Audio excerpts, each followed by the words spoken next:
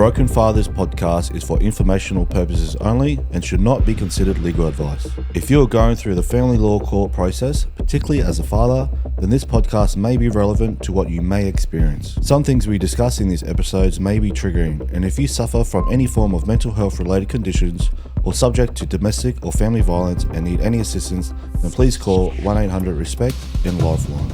The views and experiences discussed by people on our show are not necessarily the views and opinions of Broken Fathers podcast or their guest speakers. We strongly advise you seek your own independent legal and professional advice, as the Broken Fathers podcast will not be liable, answerable, or accountable for any loss or damage or litigation resulting from discussions on our platform.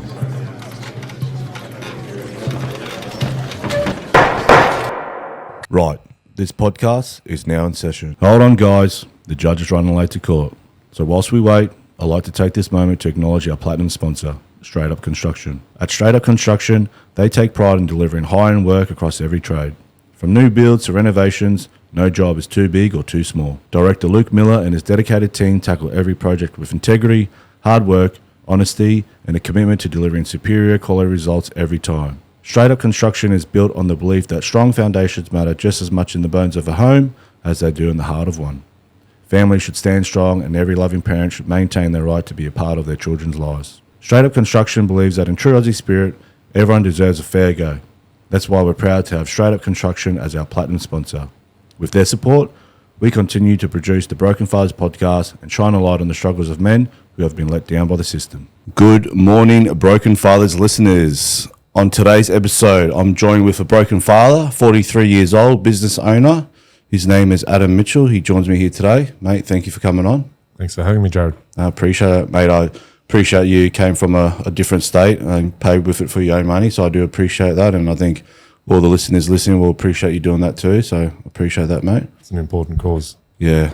Mate, look, before we dive into the negative vortex that's known as the family court system, I'd like to get to know a little bit about you, where you're from, where you're born, what life was like growing up. I was born in Mona Vale, Sydney's Northern Beaches. That's mate, that's a Manly, near Manly, isn't it? It is Mona, Manly. Yeah. You Manly supporter? Definitely. Even though I'm surrounded by the chook pen. There's other stuff, yeah. I had a great childhood growing up. Spent 105% of it outside. Yep.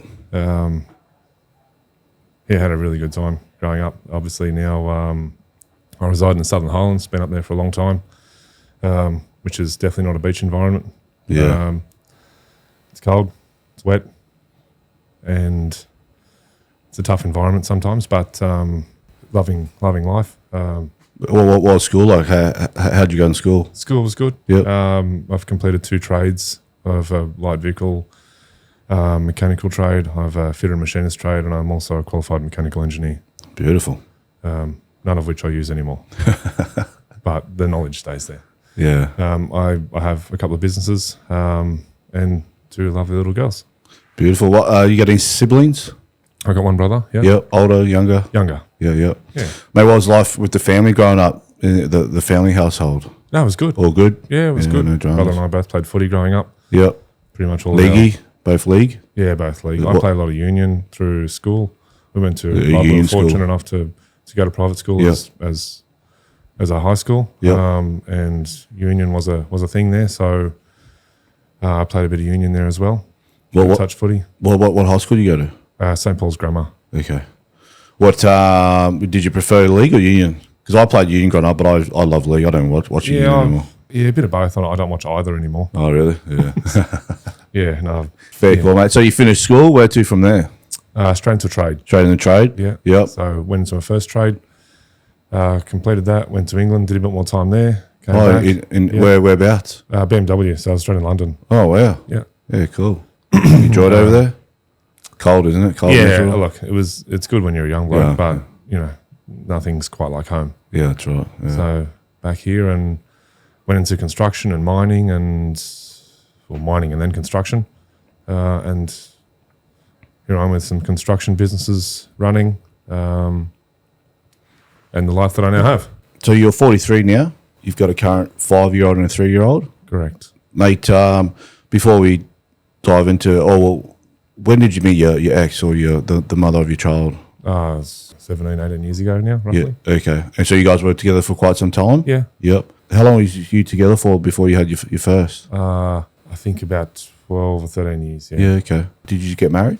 We did. How long were you together for before you got married? There's a few years there. Yeah, okay. It's probably in a dark patch in my mind at the moment, mate. Yeah, Those no. details. Fair enough. Mate, what was life like with marriage? Everything was fine, it was good. Talks of having a child at some point. Yeah, there was some warning signs which were presented to me by my mates Yeah. over the years. As a young bloke, you don't listen. Yeah, You learn the hard way. yeah. You're a bit blinded by love too, I guess. Like for me, I was. You get the do. tunnel vision. You see things differently. Yeah. You certainly see things differently now. Yeah. You look back at them now, and there's much more clarity. Yeah. About some of the things you were warned about. Well, if you're happy to talk about, I know some people aren't. What were some of the things that they warned you about? Again, some people would rather just. Given, and we haven't crossed it yet, there's proceedings on foot. I can't talk about Of course. some things at the present moment, Yep. No, totally understand. but in time, you're welcome to that information. Yep. Well, let's move on to when you have your first child. Boy, girl, Girl? girl. Yep. Yeah, both girls. Well, both girls. Yep. Both Beautiful. girls, yeah. Mate, what was like? Can you remember when you first had your daughter? Was it life changing? Did it give you a different view on life? Yeah, incredibly so. Hmm. It changes your whole perspective. Yeah. Your focus literally swifts. Your priority changes, right? Yeah, it does. Yeah, it just shifts. Sorry, yeah. What? Where were you working at the time? You had one of your business up and running? Or? Yeah. Yep. Still, I've got a construction business. I'm still working with that one, so nothing's changed on that front. Yep. Well, it was first time parenting. Like I know for me, first time parent, I was paranoid about everything. If she coughed or made a noise, I was like, oh shit, what's going on? Was it anything like that? I Or wanted children for a long time. So in my head, I You're was ready. Yeah. I was ready for children 5 Long years, time ago, yeah. 5 years before it was a thing. Is your ex same age? No, younger. Younger? Yeah, she's a bit younger. Was she sort of, I mean, known about having kids for a while, or Just career orientated. Yeah, okay. Yeah, which is fair enough. I know some people, they travel a lot for their job, a journalist or something. So depending on what you do, I can understand that. Yeah. Mate, how's life going for you? Then you got your business. You've got your first child. Still business as usual. Oh, it's never business as usual when you have a first one Yep. because you don't know what you're doing. That was a steep learning curve, trying to adjust what you do and get home and figure out what to do. So, yeah, it's a learning curve. Yeah. It's everyone's learning curve. Yeah, it is. 3 years later, you have your second child. Yeah. Yeah. 18 months later. Yeah. 18. Pretty close. Yeah. Did you know she was going to be a girl, or did you keep it a secret? Didn't know either of them were. Oh, did you? Yeah. What were you hoping for?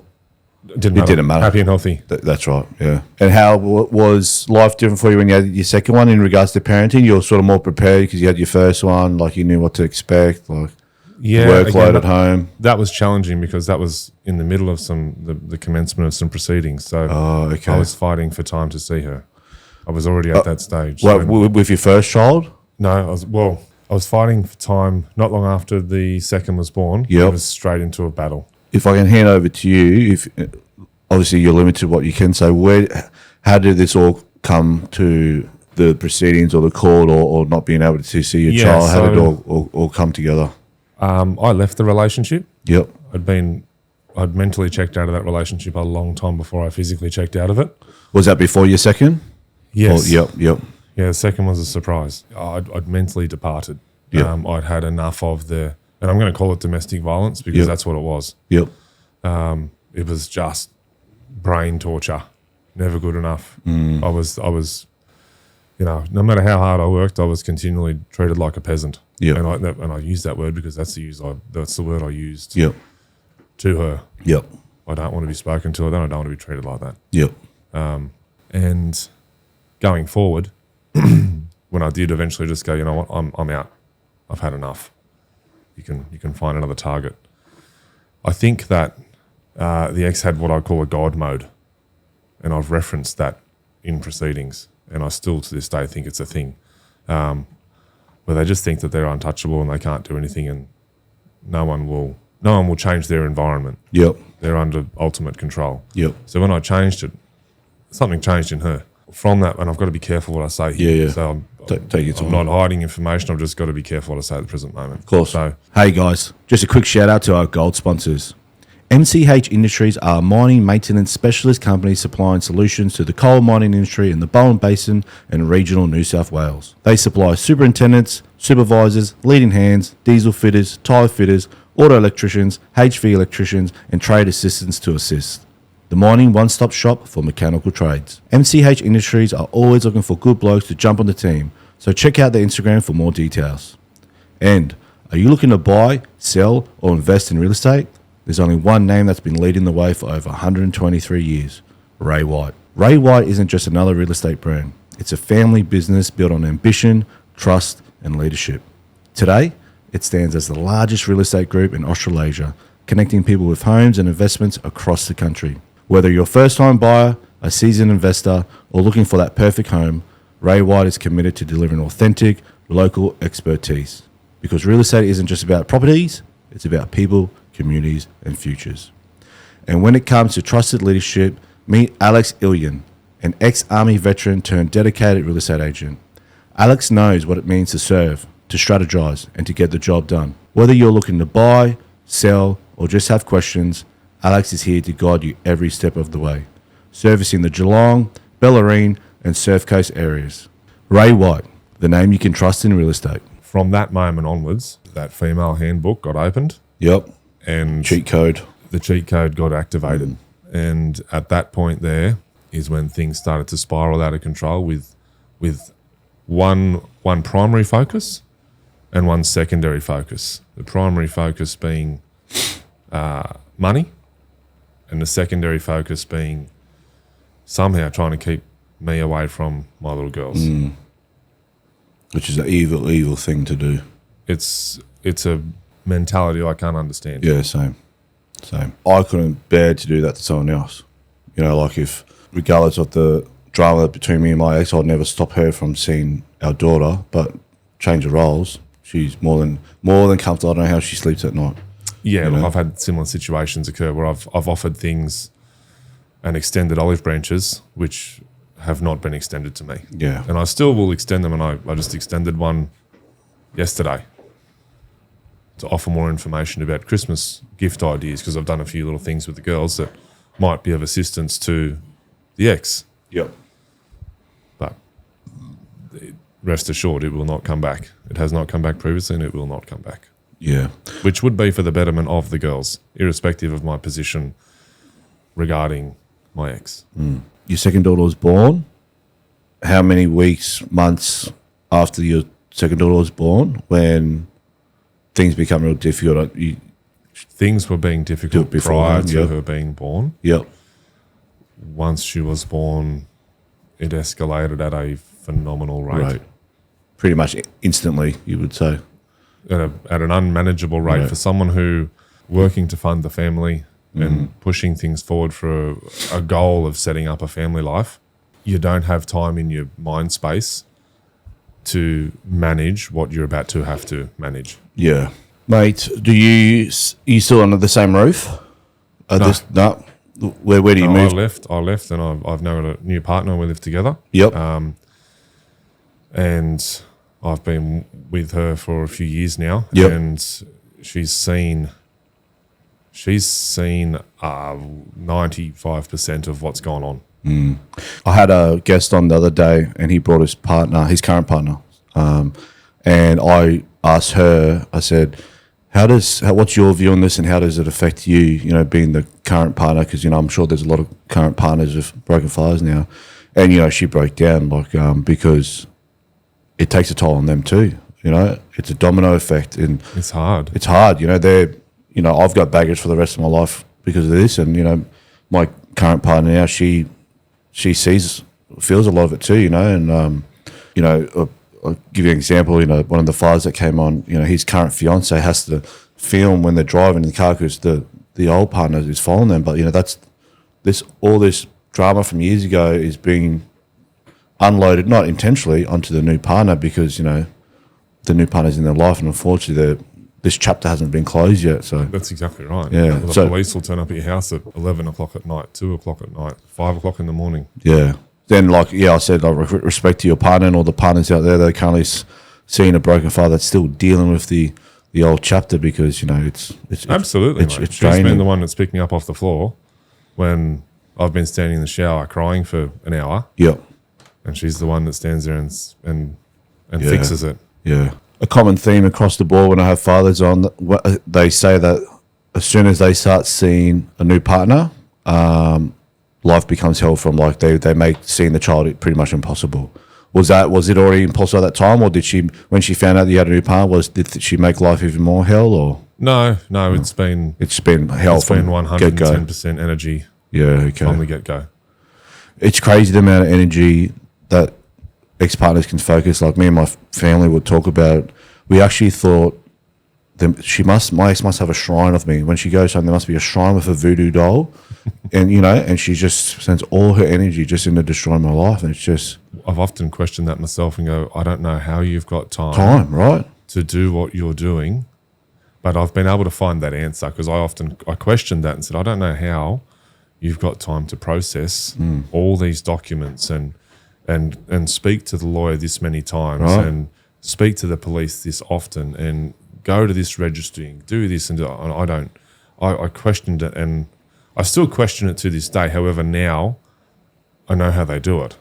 And I refer to that handbook again. Yeah. Given that as a female in this situation, or as let's take that one step back, as the person who wants to claim DV and make these accusations, and as a female, we'll use it as a female, you're given all this information. You're given contact. You're given documents. You're given guidance. You're given money.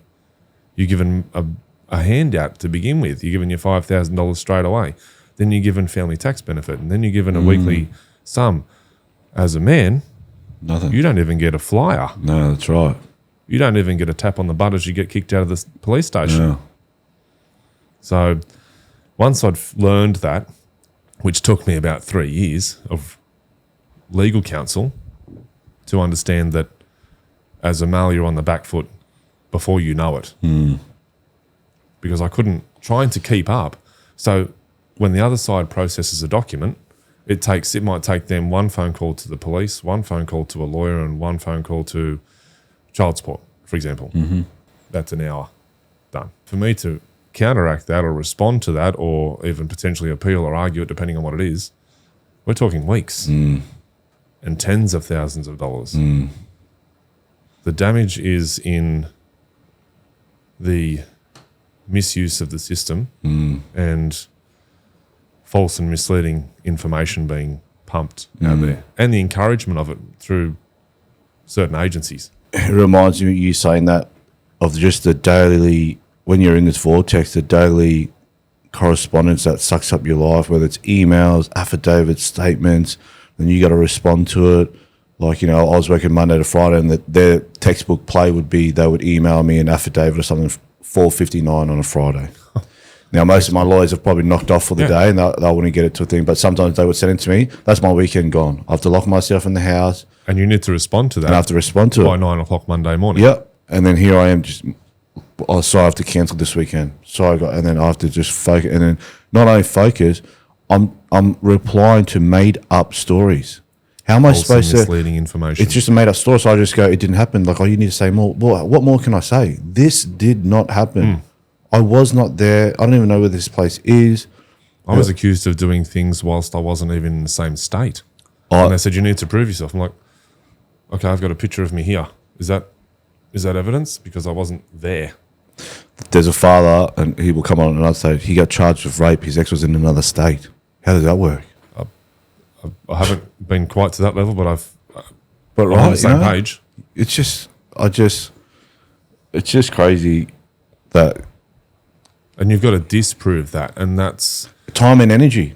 Oh, it's pain and suffering. It's time and energy, and it is maximum mental consumption. It is. Here's my bank statement. Clearly, I was here on the Gold Coast at this time at Woolworths at 11 o'clock. I couldn't have been there. I had to provide that also. Exactly the same thing. Time, and then what about them? Oh no, that's fine. They just put the affidavit. If I hadn't had, and I bought 2 coffees, I don't drink coffee. Thank God. I bought coffees on that day because it was those coffee receipts for my card that proved that I wasn't where I was accused of being, Yeah. because I wasn't. But that was all I had. Yep. That and a picture. But it's time and energy, right? Of course You got to it get is. the bank statements. You got to download it. You got to highlight it. You got to submit it. Like You got to put an affidavit together. Affidavit. Lawyers, that's money. Supporting documentation, Yep. consultation with lawyer. It's a $10,000 to $15,000 jaunt every time. I will submit it and maybe go to court in 2-3 months. And But in the meantime, that's hanging over your head. that's right.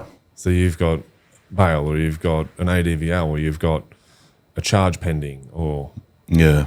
the list goes on. Oh, mate, I went off the trail a little bit there. So, yep, you see your second's born. She's making a life hell. You've moved in with your current partner. Where to from here? Yeah, I've got to be careful. Yeah, you're right. Take your time. I received an ADVO. Sorry to cut you off. Because I feel all states have different terminology. What's that one stand for? Apprehended domestic violence. So Okay, yeah. ADVO, AVO, Yeah, TPO. BVO. Yeah. Same thing. shit. Same shit. yeah. Same crap. Same results from each one of them. Yeah. So call it what you like, but at the end of the day, if you breach it, we're all going in the same box. Yeah. So I received that. Oddly enough, I was interviewed regarding that at one police station, who found no, and that was a police station closer to where I was at the time, and they found no issue and said, Mr. Mitchell, Yeah. so yeah, bye. Like, we've heard this story 1,000 times. 2 weeks later, I received in the mail an AVO from another LAC that hadn't interviewed me, hadn't spoken to me, still to this day have not ever spoken to me about that. And I've questioned it multiple times. That's where things start to get ugly. So they put conditions on there, and as a normal law-abiding citizen, these are not. I didn't have interactions with the police. I am not used to the legal system. When you receive an ADVO, it comes with conditions, and you don't think to look at it. You don't understand it anyway. Some of the conditions that are on there are so binding and so tight that you say one word wrong, and you'll be charged. You don't even know what you're doing. Yeah. You question it, and you think you're doing the right thing. You go in and you'll have an interview, and you'll talk to the police, and they've got prima facie. You're getting charged before you walk into that interview room. And you don't know these things until you go through it 3 or 4 or 5 times.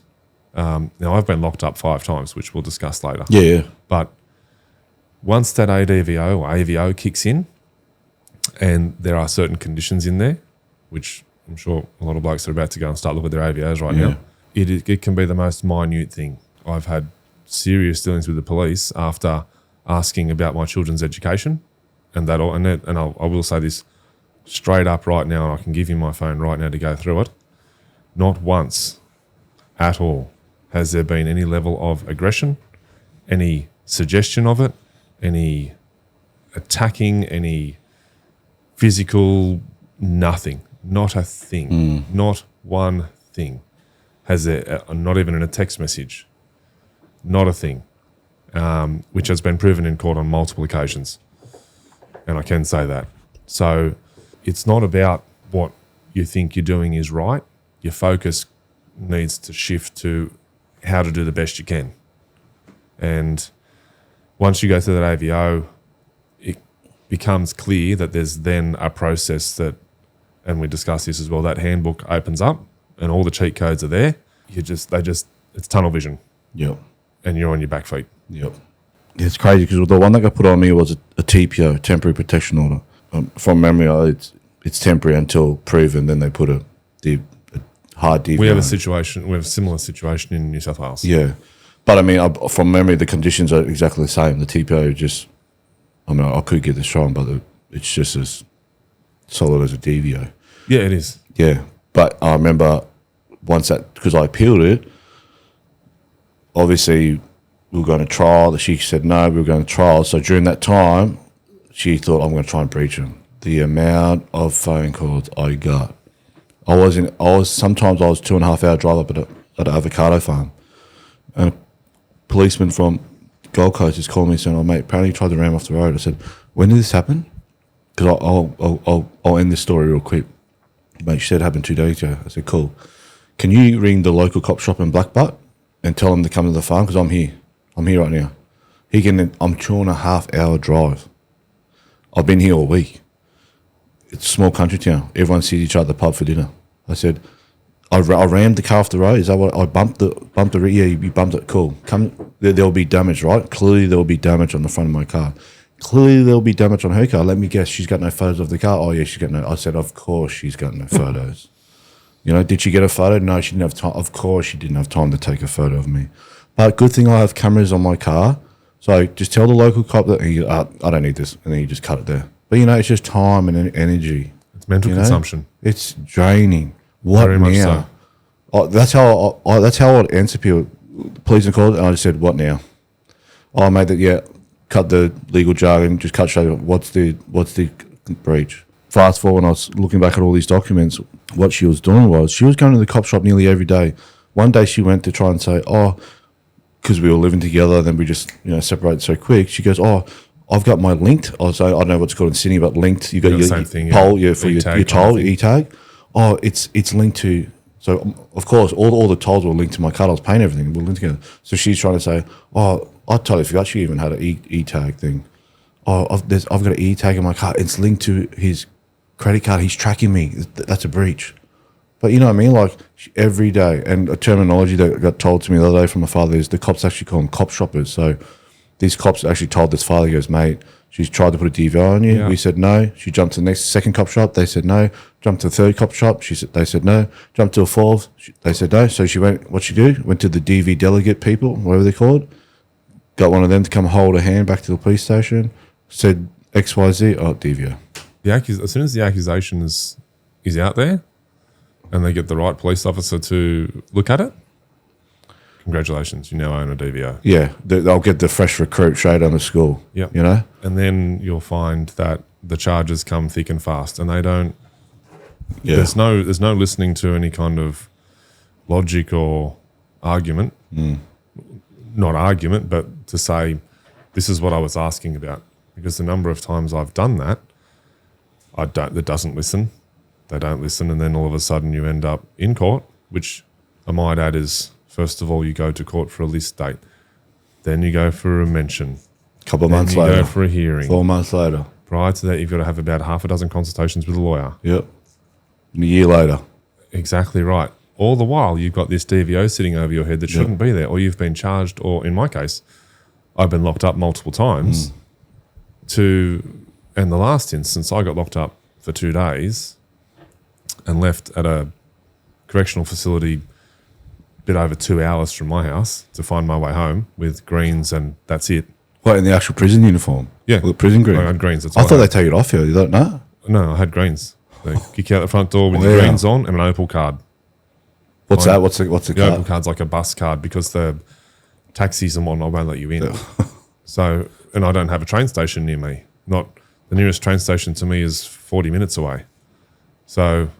Here's a bus card. Okay. Well, no buses either. So I had to ring an Uber because the taxis wouldn't take me because I'm in greens. They're like, no. No. So an Uber obviously can't discriminate against you. They just turn up. So... What about the clothes they take off you? Do they give that back to you? How does that work? When that's put to you in a bag, but the clothes that I had, I couldn't rewear them because they pulled half of them apart. That's another story. Okay. Yeah, okay. If you don't mind me rewinding to the first time, and I don't know if you can talk about it or not, what was that for? Like, was it a breach? Yeah, so the breaches and my breaches are all exactly the same. So I can click copy paste. Yeah. It's a text message. I've had a text message where I asked about the girls' education. Yep. And I've had one I asked about a bank account that was there for the girls. And this was a great one because I was purely asking about, there was a whole batch of money gone. Just gone. So where's the money? It's for the girls' education. Bang. You're coming with us, Mr. Mitchell. You can't mention money in your ADVO. Now That's nothing against my ex in that situation. That's more so, I think, a systematic problem. I think that's put in there, and I think somebody's got to be careful with that because they might use money to control the situation. I don't have a great deal of. I'm not a money kind of person. I don't really care. Yeah. I'm not that sort of person.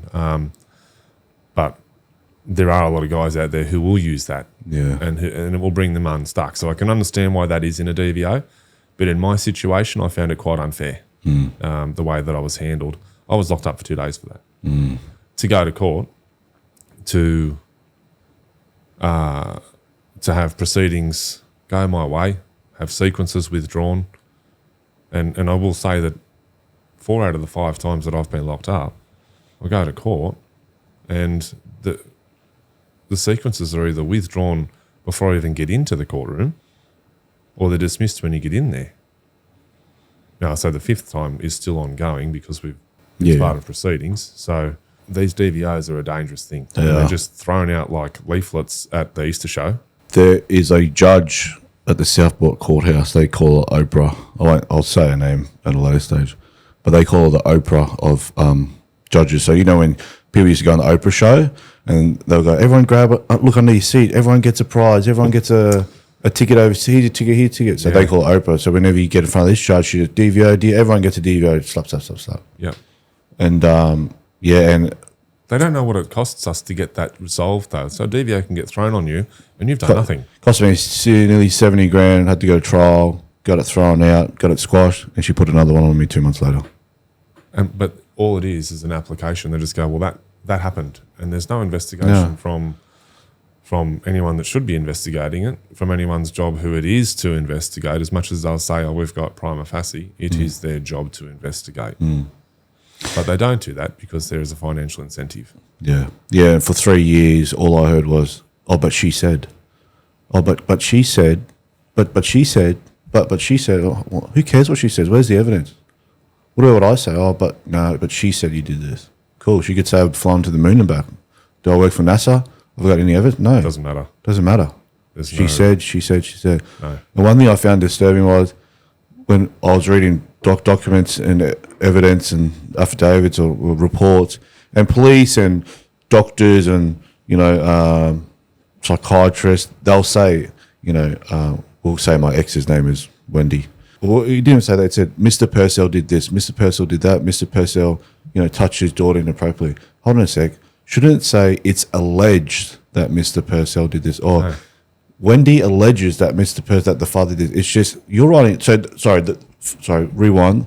The doctors and the police and all, they write their reports like that. It's alleged, or this person claims that this person did this. Child safety. No. They didn't write like that. They didn't write it's alleged that the father did, or it's claimed that the father. They said Mr. Purcell touched his daughter like this. Mr. Purcell. Hold on. Who's writing this report? Someone that hasn't spoken to you. This is a conclusion. This is as if I'm found guilty. Condemnation. Yeah, you're not writing this. When you write like pretense? I don't know what the right terminology, but I say, hold on a sec. I'm reading this like you've conducted. I've been a trial and been found guilty. This is just. Oh, but yeah, that's what she. Yeah, that's what she said. You need to rewrite this. But that's the ADVO process in a nutshell, because it leads to. All it does is it's a process for blackening a character. So that's not a colour reference.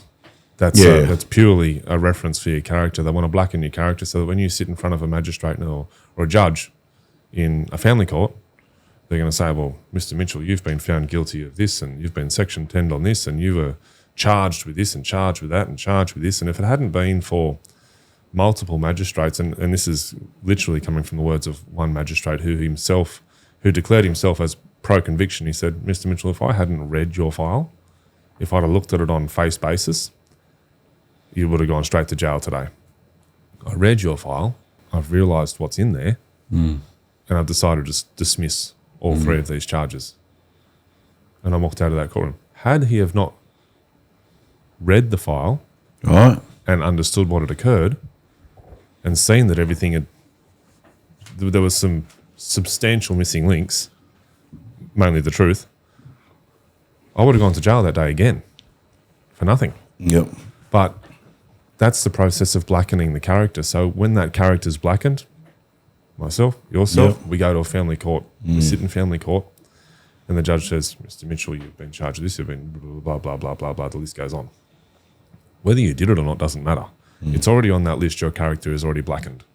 So when the process commences for custody arrangements and financial settlement, well, yeah, but you've been charged with this, and the lawyers will sit there and, oh, but you've been charged with that, and oh, it's not going to look so good. Maybe you should have that discussion. No, here's the reality of the situation. That was all bullshit. Yeah. And the bullshit, there's bullshit on bullshit. The only thing that's not bullshit is the negative picture of my bank balance because of it. Yeah, that's right. Unfortunately, when you go through and then you do your family report and you have your expert family report writer who, allegedly, as we found, there's a science to that. I've been through 2 of those and I've unlocked that cheat code for myself now. Good. But all throughout this process, you've got lost time at work, you've got lost time with your partner, you've got lost time with your children. On a number of those occasions where I've been detained at the police station, they're times where I'm meant to be taking my girls swimming. Times where I went to I had to go to the police station because she blocked me in my own drive. My ex blocked me in my own driveway with her car for 45 minutes while I'm trying to get the girls to Santa. What do you think the police did about that, Jared? Nothing. Could you imagine if you did it though? I would still be in jail. Yeah. So, and that's exactly what happened. Absolutely nothing. And I even provided them with 45 minutes of CCTV footage. I rang them while I was in the driveway and said, can you solve this problem, please? Nothing. Not a thing. Flip the story. Oh, you'd be fried. Going back to what you were saying, yeah, like that's that blackening of the character just goes to, oh, you've been in jail, Mr. Mitchell. The custody situation, your fighting point, instead of being 50-50, your fighting point's down at 80-20, and you've got to work yourself back up, or 90-10. You've got to work yourself back up to that just to be dad because of things that are said. They're not true, but they get said. One thing I couldn't stand was during the process, my legal team would be like, oh, let's just wait to see what judge we get first, because depending on what judge we get will depend on how we attacked or something. And, well, that's a red flag in itself, because every judge should just see it for what it is, black and white, like regardless of gender and whatever, nationality, whatever, religion, you should just be like, right, this is how it is, that's what's happened, done. Not, oh, shit, we've got so-and-so, she's a bit of a feminist. It's an ass-kissing festival. It is. And then I walk out of court, and there's a cafe, Gold Coast, there's a cafe across from the courthouse, which I'm sure does very well. And guess who you've got all sitting there? You've got the police, the judges, the barristers, the lawyers, the prosecutors. Yep. The police station's right next to the courthouse. And everyone just goes over and goes, hey, and I've sat in there, oh, you hear about so-and-so? Yeah, I've got his case now. Mate, they all sit on the same yacht at Christmas. And, we'll take it out of the court system, construction, rugby league. There's there's stuff that happens behind closed doors. I bet there is. It's not just the court. And so, who knows what's going on? Of course there is, but we're not playing with people's lives. That's right, yeah. And the lives of 2 little girls. And that's where it's not funny. No, that's right. So that situation is real, and I found that to be ever so real when I started self-representing. Because you can sit there and you can be emotional in front of the magistrate or the judge, and they'll actually look at you and go, I've cried in front of a magistrate before because I didn't know what to do. I was trying to get information out, and I apologised, said, I'm sorry, Your Honour, this is really emotional for me and I need to tell you some things. And then for that time, for 12 minutes, that magistrate let me go. Let me get it off my chest. That's good because, I couldn't get a word out, mine. It's incredibly hard. It is. And I admire any bloke that goes in there, guns up, bad phrase, but guns up and fights for himself. Yeah. Because sometimes it's better to be in there, and you got to be respectful in that situation. You can't just walk in there swearing and carrying on like an idiot. But if you're respectful but emotional in that environment, I found a much better response from magistrates and judges who can see I'm not there to play a game. I'm there with good intentions and solid intentions. And every time I've done it, it's been the right result. Yeah. Come out, 2 days, get released in your greens, come back. Where to from there? You try and put yourself back together. Now, at that one of those stages, I'd lost time with my girls. On the way in, I actually had to ask the police because they wouldn't let me have that phone call. I said to them, can you please ring the mother and tell her I will not be there to pick them up in the morning. It's when you come back out and I'll tell you straight up, I've only done 5 little stints. One stint's enough to break a normal man. And I say that because I'm just a normal guy. Yeah. I never expected in my entire life what I see the inside of a prison. Yeah. Not 5 times. So the way you're handled in there changes you, and it changes you not for the better. It gives you a position in your brain which you didn't think. It's a gear in your mind that you never thought you'd have to engage. Did you meet? I'm sure you didn't meet, but were there a lot of other broken fathers in there for similar reasons, or was it sort of mixed what they were in there for? You feel like I'm sure people were in there for different things. To be fair, I didn't really discuss it. Is that rule of thumb? People you don't talk about. I probably was just in shock in there in the first few occasions, just like, how is my life? How am I here? How the fuck did I end up here? Yeah. How? What is going on? Like, I just want to go and take my little girls swimming, and I've done that since they were minutes old, both of them. I just want to take them swimming. I just want to take them to Santa. I just want to take them here. I just want to read books for them. I just want to teach her how to write. I want to ride a bike with her. And yet I'm sitting in a cell because of an accusation that is untrue, unfounded, with no evidence. It didn't happen because it suits the financial circle that we've been sort of discussing. And you go through those things and I don't know, mate, it's, as I said, there's a part of my brain now and I'm emotionless to this situation now. Yep. So I'm literally dead on this situation. It's a process for me now. Yeah. And I could only wish this could be a gear that most fathers could find, because once you get to this point, it's much easier to process.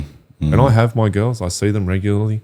But in regards to this whole situation, it's not forgotten. It'll never be forgotten. And yeah, you change. You just change. You've got a military background. You know what happens when things happen that you're not meant to see. Yeah, it's weird. Like, it affected me differently. Like going overseas, multiple times. I saw things there, but I was single man, young. I wasn't a father yet. I was 20, 21, 22, 23, 24. And, I was seeing, there was an idea that went off, long story short, a father and the daughter got frayed, severe bleeding. We got him out. She died in the chopper. She bled out. But I never thought of it at the time, and there's many other incidents. It's not that I didn't care. I wasn't a father at the time, so stuff didn't affect me. It's different. Different. Different. I was seeing the boys just about it. I remember seeing the boys cry and saying goodbye to their families at the airport, and I was just like, I was thinking to myself, pussies. Yeah, I was young, they're young. But now looking back, like, fuck, could I have even gone to Afghan if I had kids? Like, I wouldn't want to say goodbye to my kids, So I'm glad I went there when I wasn't a father. But yeah, now looking back, now I see stuff. I don't watch stuff on the war anymore because I think now that I have a daughter, I think of her, and I'd just rather not. I think of that moment in Afghan. I think, oh fuck, it hits me different, because I'm a father now. But yeah, in the same way, things hit me different now when the police turn up, or when you get another accusation, or when child support ring. I can't stress enough how and I'm glad it's coming to light now on the news. A contact you put me on to, and just a DVO. It's just so easy. Go to the cop shop. Oh, he said this. All right, boom, and it's just your life's over. At the time I was working a federal government gig. Now I wasn't carrying a weapon at the time, but if I was, they would have stood me down straight away and put me on a desk job like they do with some cops or whoever it happens to. But I still had to declare it to my work, and then court subpoenaed the integrity unit. The court subpoenaed the government I was working for at the time. Now, I didn't know how that worked. I just thought that one person got the subpoena and they had to hand over material. No.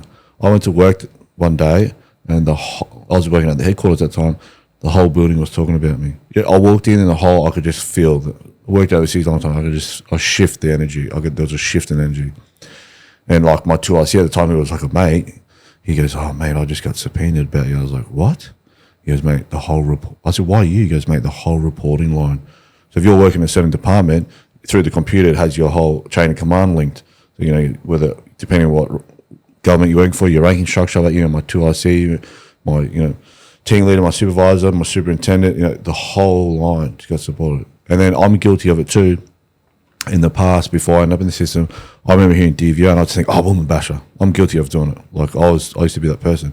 Then when you end up in the system, I just think, "Oh, this is fucking bullshit." Same. Now I'm being painted with that brush, and I'm guilty of painting people with that brush. Now I'm the opposite way. When I hear DVO and I hear the bullshit that's on from Commonwealth Bank and Bunnings at the moment, and you go, "Really?" I see it on the news, and people are like, "Oh," and I'm like, "Hold on, there's always two sides of the story here. Let's just see what Not that we're going to know because the news reporting, but I see that stuff, and I don't jump to conclusion now. I'm like, "Well, hold on, let's see what the other side story is." The hard thing is, I said this to my ex-partner in the early days. I said, "Please think about the things that you're doing, because there's going to come a time when the girls get all this information." And I've only just sort of revisited that thought in my head in the last week or so, when some things are becoming apparently clear about what's going to happen in the future. You get concerned because when my girls ask questions in the future, I got a pile of paperwork about a whole couple ream of Bibles. high, it's going to be difficult. Not for me, because I've only got truth in mind. Which is another reason. There's many reasons I'm doing this podcast, but one reason is so fathers can come on and leave their time and date stamped as well, So, 4, 5, 6, 10 years to come, unless they try and shut my platform down, it'll be on the internet and people go, "Oh, shit, that's my dad. That was back in 2024. Oh, he said this is what happened, So, yeah. They don't want that. That's what's a concern, but it's not just like, you look at your ex and you think, "Why are you saying this?" But then at the same time, you look at the system and you go, "Why are you promoting this?" I know, right? Like, it's not good that things are being said that aren't true. What's worse is they're being encouraged, or they're being things that are being said are being reworded to be more harsh than they are for a purpose. So I'm not taking any weight off the fact that I don't like some of the things that have been said about me. We've got a problem in that the system facilitates a huge knock-on effect. So like a ripple in the water. And by the time it gets to shore, it's a wave. That's right. It's incredible. And the shore is us. So I've got as much of a problem with the system as I do with what enters the system. Like, and we've seen from some of those police officers which have started to speak out how they're trained. Shout out to them, they're trained. Yeah, shout out to those whistleblowers that have had the gags to do it. Yeah. They've explained how they're trained to assume, and they make a joke about how they're trained to assume that the male is the perpetrator. That's the assumption. Yeah. I've called the police when I was still at the original family home. I called the police there on one evening, and they walked straight past me and straight to the ex. I said, "Mate, I called you." Yeah. No, we're not here for you. Yes, you are. No, not interested in what you got to say. And they should know because it's been passed down on their notes when you've called up, their control room equivalent, whatever they want to call them, they would have told you, "This gentleman named so-and-so has called you." So they know who they're rocking for. So multiple times, mate, I've had it said to me, "I'm not interested in what you got to say." Don't care. Right? So unless they're poorly trained, you should know who you're rocking up to talk to. So, that says it in itself. So it's just a big issue. There's that playbook that we've spoken about. And off the back of that, and I've probably been working for 2 years now to get to a point where I can handle that playbook. And I've been on the wrong end of so many avenues of this family court and DVO and child support system that I've learnt way too much and spent way too much money on lawyers to get to a point where I'm at now with way too much education on something I didn't want to know a thing about. So I guess leading towards that, the men are going to have some assistance soon. Yeah. Just after Christmas, we're going to have some assistance. Your potty coming out. Yeah. And with this app coming out, we're going to be able to help ourselves I think and help our kids. my potty and your app are probably going to put a lot of law firms out of business. Well, I mean, they're going to get Because father's going to be like... sued or sponsored. Sued or sponsored, yeah. Yeah, you're right. Father's going, I don't need lawyers. Yeah, cut them away. Mate, you still need them. And that's the thing. You still need them because effectively, and we discussed this before, you need to be the driver, not the passenger. Yeah, that's right. So for all these dads that are going through the situation, when you're armed with the information and you're aware of the process and you know the playbook, you need to be the driver. Get the lawyer the information.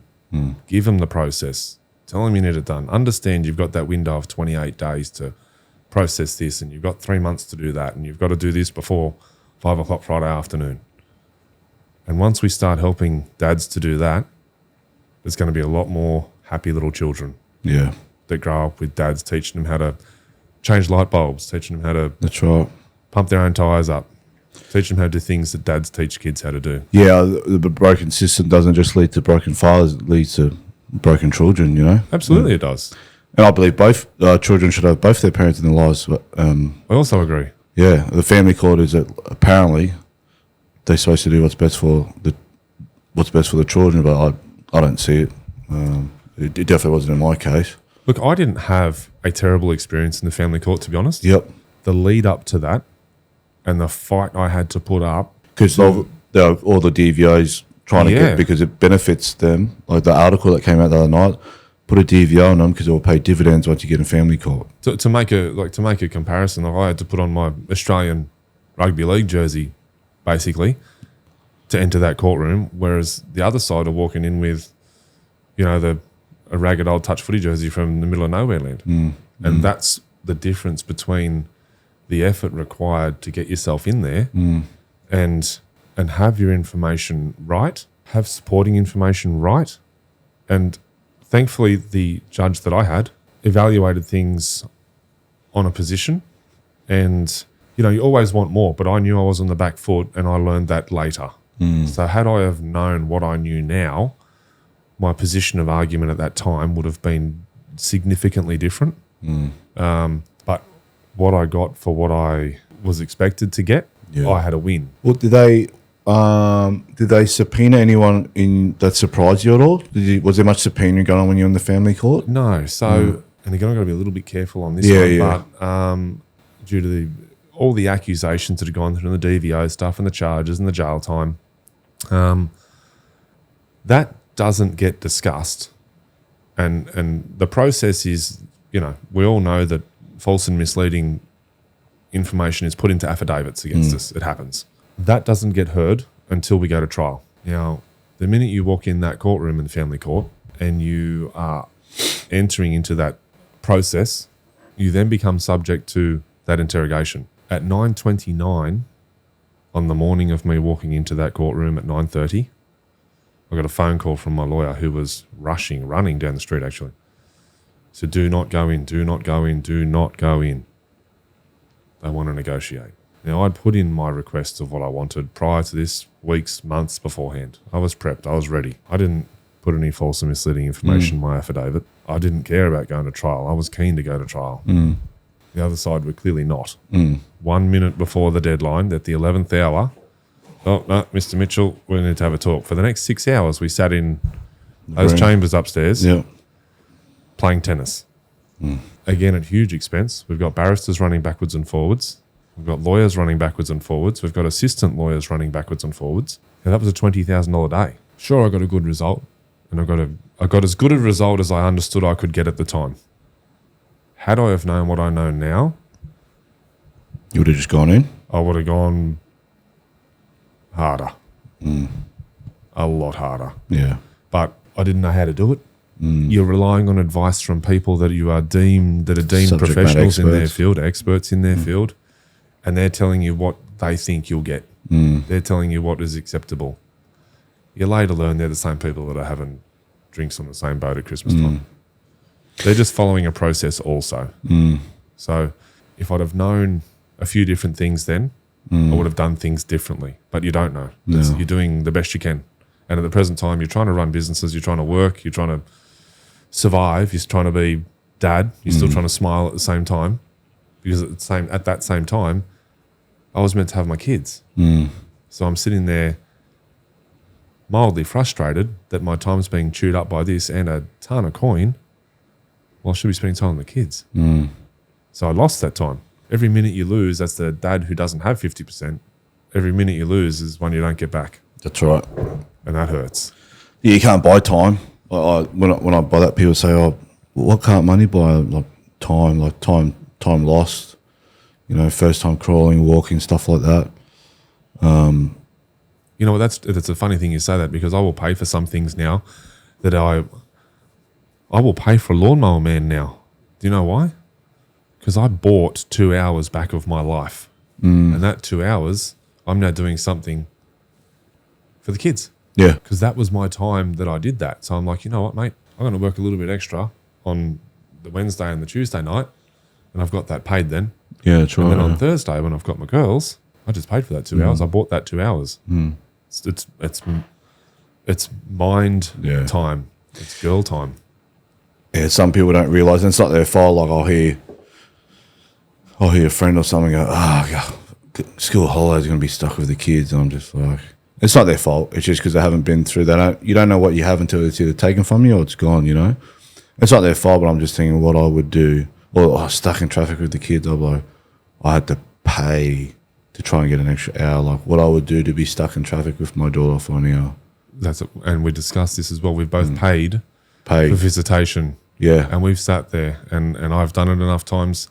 And each time I've done it, the supervised visitation person sits there and says, I don't know why I'm here.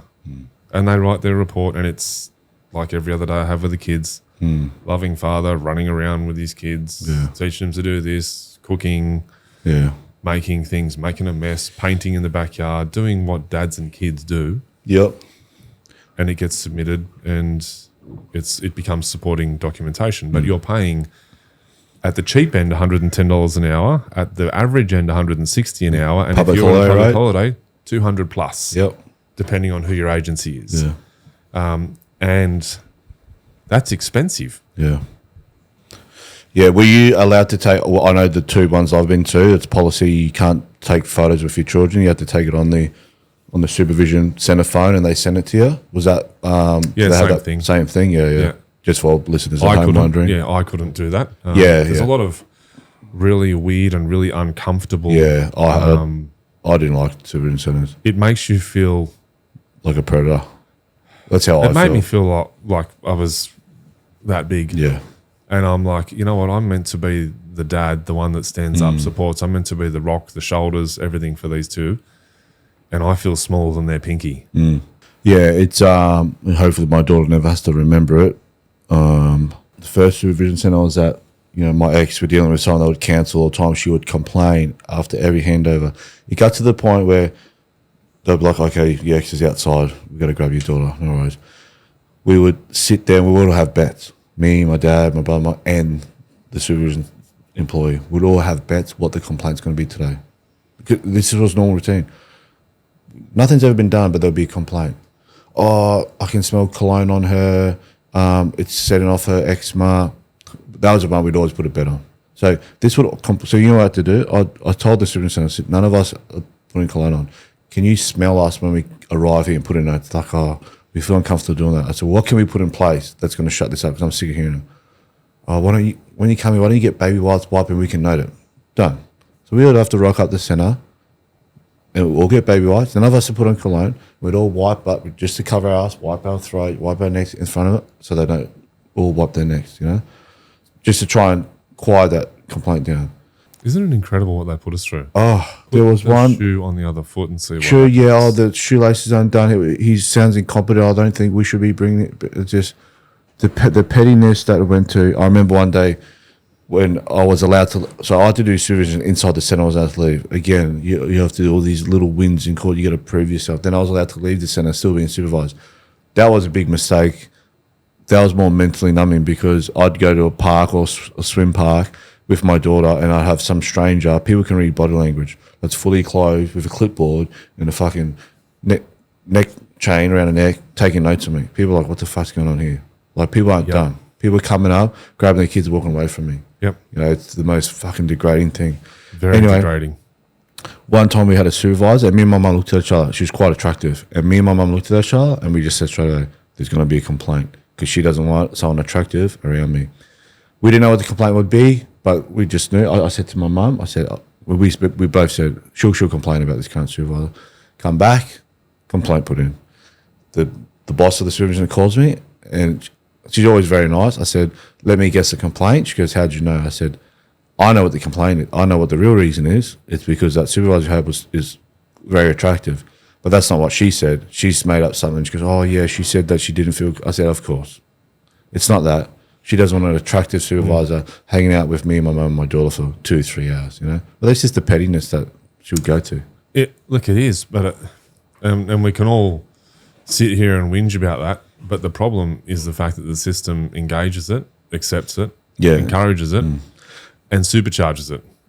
Because if the boss of the supervision centre said, well, no, we're not doing that, well, then my ex kicks up this thing, starts bringing my daughter, which means the centre stops getting paid. That's right. You know? Everyone's got to try and keep the parties happy, that party happy, because otherwise the money's going to disappear, you know? It's the same reason why the lawyers have lunch together. Yeah. There's lawyers on the Gold Coast that go hit golf with judges on the weekend. I know that for a fact. I can put that. Look, and we don't. That's employment. That's business. That's commerce. It is what it is. But we're not going to change that. No. But when it affects you and your children, and the time that you have with them, and it gets emotional, and no one will ever understand that until they've been through it. And unfortunately, there's no way to put those that have caused it back through it because that time is done. So, yeah, for me, the larger problem is the facilitation of it all from every angle, from CS to police to court system to the expert family report writer to even your corrective. So the corrective services guys laughed at me when I went in there. They laughed at me. And I had this monstrous bloke, massive dude, like... Big Islander boy or? No, big Aussie. Big old Aussie guy. But he'd obviously been training and eating the chemical vegetables. Yeah. It was huge. Testosterone chicken. You know, and I got pumped when I went into CS. Got pumped, man. Because they look at you as DV and they think you're a woman and you're a woman beater, and that's all they see. And the guy that checked me in laughed, but prior to that, I got pumped. You know, we're talking naked. I got wrecked. And in the end, a day after that, because a big guy came to me and said, mate, you're still you're holding strong. How? What are you in here for? He actually just asked me a question. And he came to my cell door and he said, what are you in here for? I said, mate, you guys lock me up, you take me in the handcuffs to come out of my cell, you put me back in, you do this, you do that. I'm in here for a text message. You didn't lock my thumbs up. I'm lethal, apparently. Yeah. And after that, he just laughed. He said, what did you, like, really? I said, yeah, mate. I said, I asked a text message about my girl's education, which I've been fighting for 2 years. And he said, what? Anyway, still followed his normal process, but the rough up stopped. He just laughed. He said, oh, mate, righto. And Mr. Big Tough Guy became Mr. Teddy Bear because I wasn't difficult in their process at all. Like by the time he'd got to me, I'd had 5 other blokes have a red hot crack at me. Yeah. By the time if he got to me, I was dead. But he didn't. He just came in and oversaw the situation and just went, let's just figure out what's going on here. This bloke is still standing. And then once he listened, which nobody else had, asked a question. That's all. One question. And he listened to the answer. From that point onwards, total different mentality. He Yeah. still followed his process. I still had my cuffs on to go here and cuffs on to go there and Yeah. whatnot. But the first person that asked, not the 50 people before I got to that place, not the dudes that roughed me up, not the police officers that did this, not the ones that rang up, not the DV people, not one person. Yeah, I had a guy say to me one time, he goes, "Oh, I'm surprised you didn't get put in prison." I said, "What for?" He goes, "Just DV. Just the DV allegations." He goes, "The amount of people in the prison on DV, it's crazy." He goes, "I'm surprised you're not in there." I'm actually surprised you aren't. It's all right. I'm genuinely surprised, given your situation, that you hadn't. I don't know what. I mean, is it because I appealed and took it to trial? Maybe because I don't know. I mean, there was no evidence like yours and other people's cases. Was it because I appealed and took the trial? But how come they don't throw me in the meantime? I don't know. But maybe because I got special circumstances in mind, which I can't discuss. Yeah. Maybe because I served her first. So what she did was she got served first, and then she went in. She go, "You got served. You need to go to court in 10 days." So you know what she did? In that 10 days, she ran around frantically, rocked up to the courthouse, didn't serve me. She got one put on me before she had to go to court. So she rocked up to. She didn't go to cops, didn't go to lawyers. She went to the courthouse. I didn't know this. There's a DV registry office. Yes. At the bottom of the courthouse. For everyone listening, and said, my life's in danger. I'm going to get attacked today. It needs to be seen today. So I got rushed through. And who did he go to? Oprah. Old Judge Oprah. Everyone gets a DV, so he got stamped off that day. So technically, even though she got served first, beforehand. she got one put on me first. Yeah. But the judges say, well, this is conflicting. They should still put it on me, but he served you first. Yes, you got stamped off, but you've been served first. So so maybe that played a part. Well, hold on a sec. You've been served first. But 95% of the blokes that are going to listen to this are the ones who are going to be the receiver. Yeah. And they're not going to know when it hits them. They're going to go, most of them are going to look at it and go, what is this? Yeah. At that point in time, I counted how many allegations that I was up against going into. At that point in time, obviously more came on after the trial, another TV. But at that point in time, I think it was 122. I might be off by one or two. I was facing 122 allegations, right? Again, the judge thought for it was, dismissed it. Like, dismissed her application against me because she accepted hers. Because once they show all the footage, like, obviously her lawyer said, you're not going to fight this. So by the time we went to trial, there was a hard DV on her, I've appealed mine, So, but yeah, mate, I hear people all the time, mate, I'm surprised you're not in there because, all this DV stuff, you just get thrown in there. Yeah, you do. Very, very quickly. Yeah, for reasons we can't discuss at the moment. And Yeah. I'll come back on and explain them all to you. We'll do a debrief. Like, we'll come back when guys, because there's a couple of guys that are ongoing stuff, get you back on and to update your life. To update this so you guys can understand how it can happen, because the information which I can't Talk disclose about now. is really important, and sadly I can't say it, but it's really important for people to hear. They need to understand how some of the finer details that can really turn you upside down really, really fast, and how to counteract that within minutes. And it just shows you, a couple others, you've got ongoing stuff, but you still want to come on now because we're so passionate about it, because it's just fathers are getting shut on. Mate, I'm sick and tired of seeing my Instagram feed of mates at funerals. So I've been trying to sick and tired of it, mate. The current stat is 45 and a bit, so 46 men take their lives a week. I called I'll say the names, Black Dog, Australian Bureau of Statistics, all these other companies trying to get how many men have taken their lives due to family court down. They don't have a stat related to that statistic, so that might be true. But I reckon if they do have that stat, they're not going to tell me. I had Black Dog tell me, just ring the family court, they'll tell you. I laughed. I said, yeah, I'm going to ring the family court, and they're going to tell me, even if they do have the stat right, but they're going to tell me, yeah, it's because of us, 27 men have taken the last week. As if they're going to tell me, No. Only those that watch it happen understand. Yeah, and those that are on the outside will stay on the outside. And there'll be people on the outside that watch this and go, nah, that couldn't have happened. What are they talking about? No, that's the court. The court always get it right. Oh, he must be guilty. There are so many things, and I am so thankful that my partner has been around for so much of this stuff, because if I told people the stories that have happened to me, and the ones I can't disclose to you at the moment, they'd just go, nah. Yeah. And the people that I have told, which are not affecting, obviously, they just look at you and go, "Are you kidding?" Like, and these are people that have known me for 30 years. You know, like we're not talking about flash in the pan friends. Yeah. And they just go, "That can't be right." Like, did Yeah. anything else? And like, or I'll get locked up and they'll ring through and check with my partner. Oh, where is he? I can't reach him on the phone. And she'll be like, "Oh, this is what happened." And they'll be like, "Are you kidding?"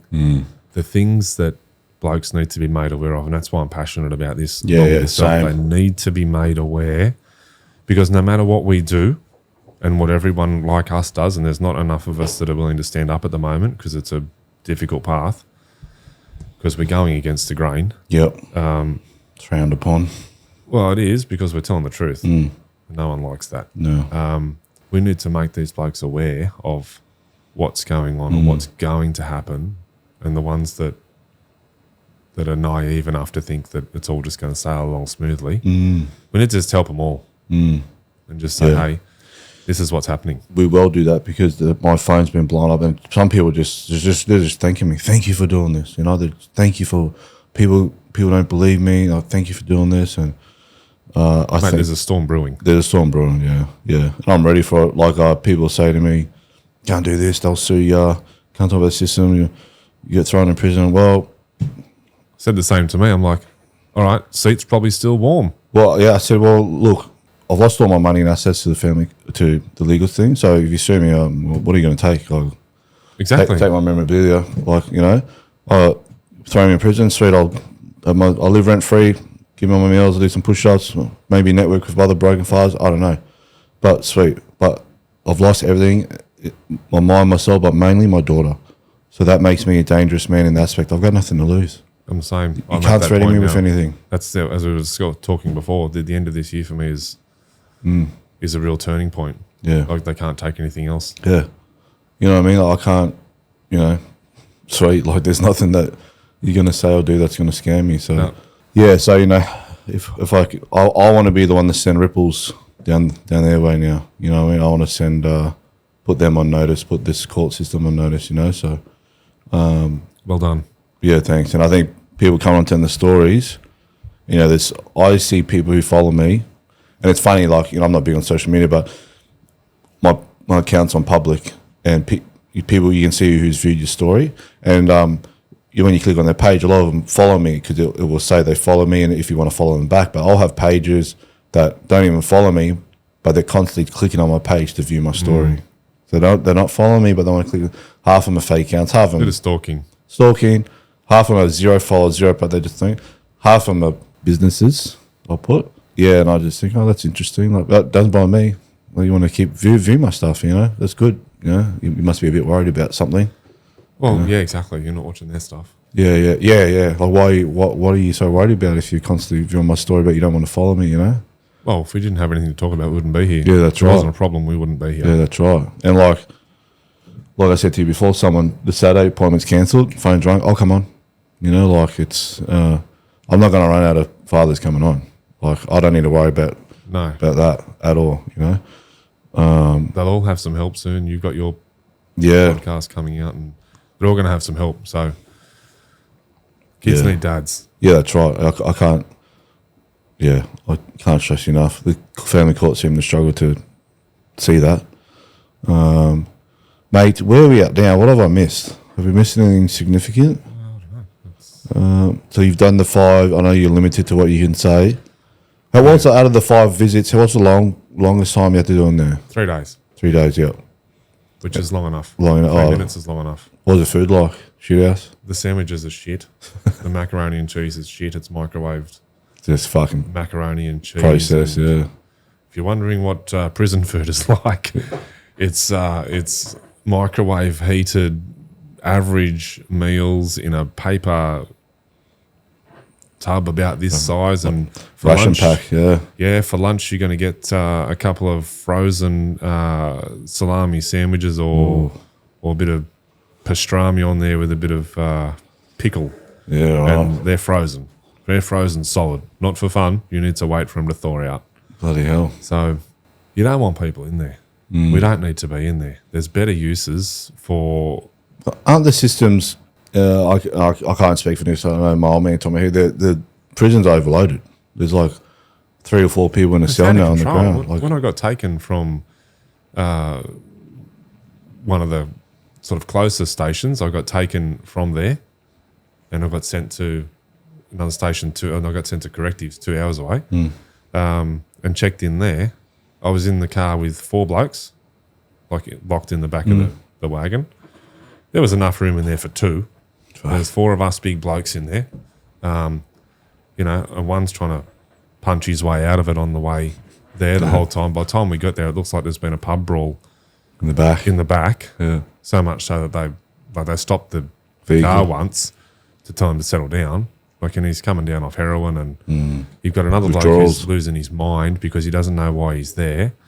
I'm sitting at the front section, just wedged up in between the sort of window, just trying to stay away from the ruckus. And there's another bloke there who's just getting angry and talking to himself, and you're like, what the fuck is going on? Yeah. And then you get there, and I ended up in a cell with one of them.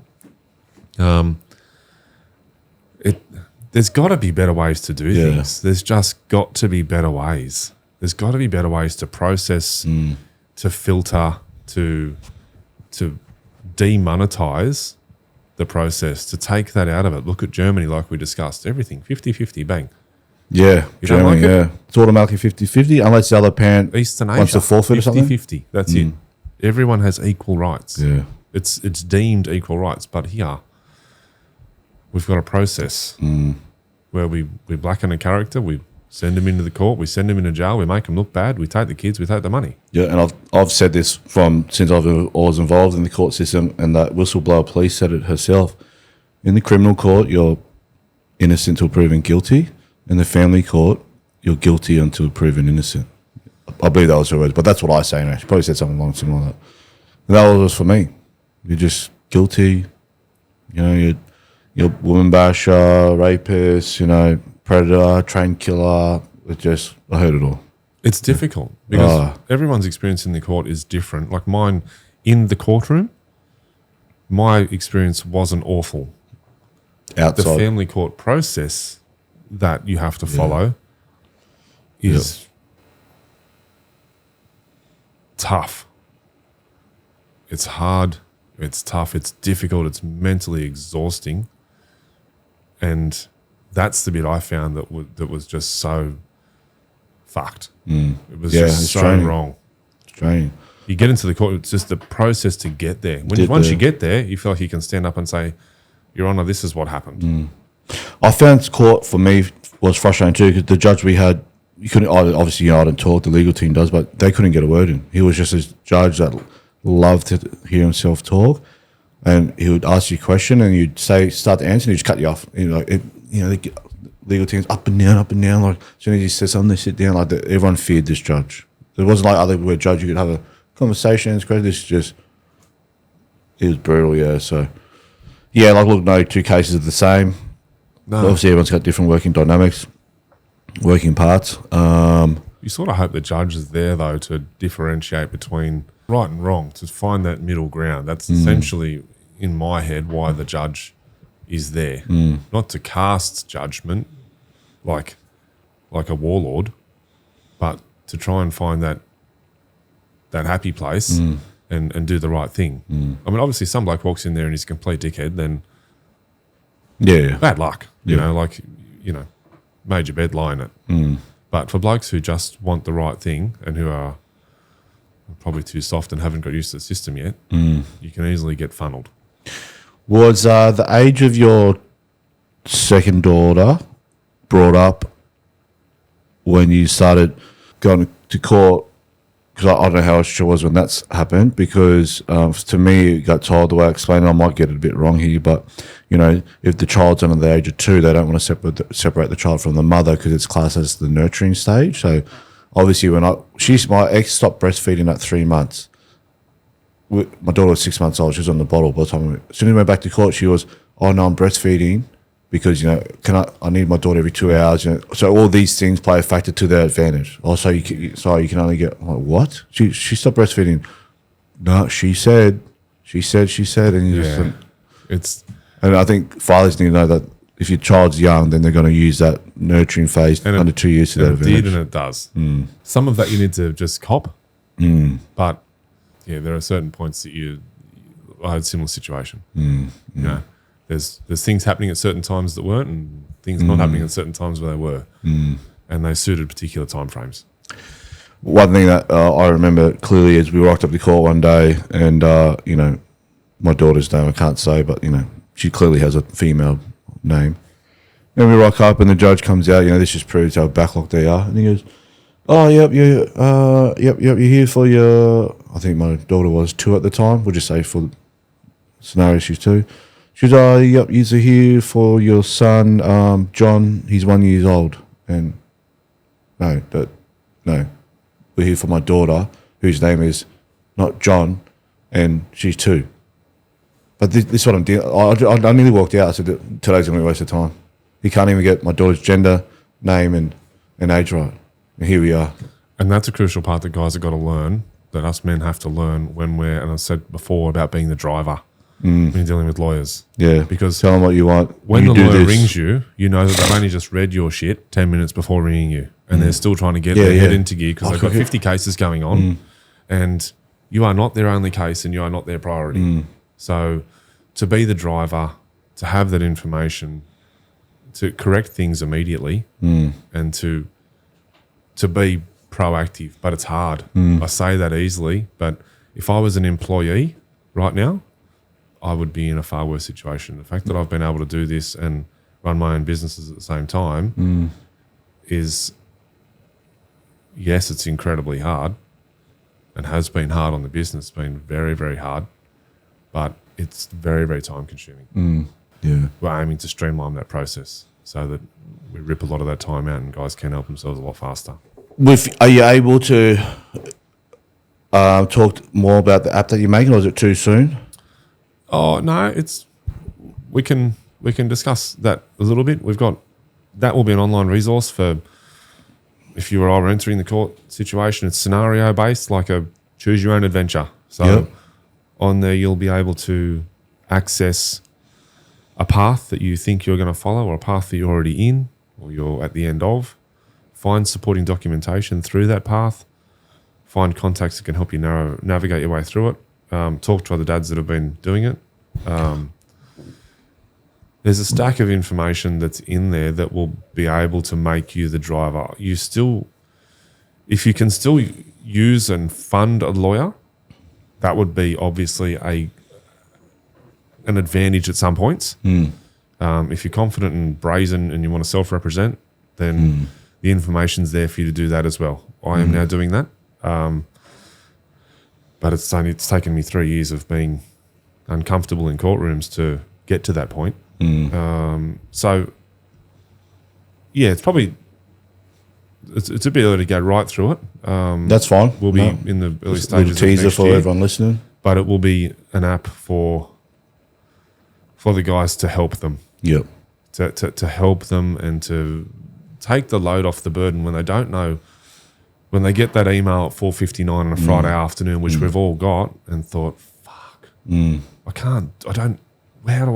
where is the, they're going to be able to get on here and go, right, that's what I need. Yeah. Fill it out. And they've done it by dinner time. Yep. Yeah, I think that's going to be a massive help. Because I think a lot of guys that have been messaging me going, mate, I can't wait for your podcast to drop. I want to learn, the leisure saying I want to learn what I got to do. I want to learn the ins and outs. And, you know, again, no legal advice is given, but, you know, all we can do is give our personal journeys and experiences of what we did, what went well, what went wrong, what we could have done better. And that's, you know, like I've had a lot of people say the same thing, like, you can't give legal advice. I'm not giving legal advice. I don't want to give legal advice because all the legal advice I was given was shit. Well, it wasn't shit, but it was not real. It could have been better. Could have been better. And it could have been situational. I was given generic. If it was better, it probably did advice. If they gave you the real best advice, it probably wasn't beneficial to them financially. 100%. Yeah, you know. So we'll give them a little bit, but don't want to give them too much. Nothing's happened faster than when I've done it myself. When I've gone to the court and found the document. When I've sat there and inquired. When I've sat on Google for 3 days straight to find out how to do something. When I've rung law access them when I've rung. Did you have to upload stuff on the portal? I don't know what's like from the state you're from. Oh yeah, absolutely. Yeah, obviously I didn't do it because I didn't, but yeah, I do remember. I thought That's hard, even navigating your way around that. It's difficult to navigate your way through that. Because at one point I said, Courts portal. I'm going to just do this myself because I'm burning through all this money. Yeah. And 3 years got me 5 hours every second Saturday and Sunday. And so going back to that legal advice thing, none of this is legal advice. You want legal advice, go and pay for it. Yeah, that's right. Yeah. But know what you're I'm getting. not judging you. Yeah. Yeah. I don't have a problem with it. I've paid for plenty of it. Yeah. Some of it I've used. Some of you. Some of it I've gone, Wish I didn't use that. wish I didn't use that. Exactly. Or some of it I've gone, why didn't you? Or I found out something afterwards and gone, I told you about this. I told you about that. I told you about that. Why didn't you discuss this with me? Now you're telling me this. Oh, well, You know, I didn't, that lawyer didn't want to process contraventions.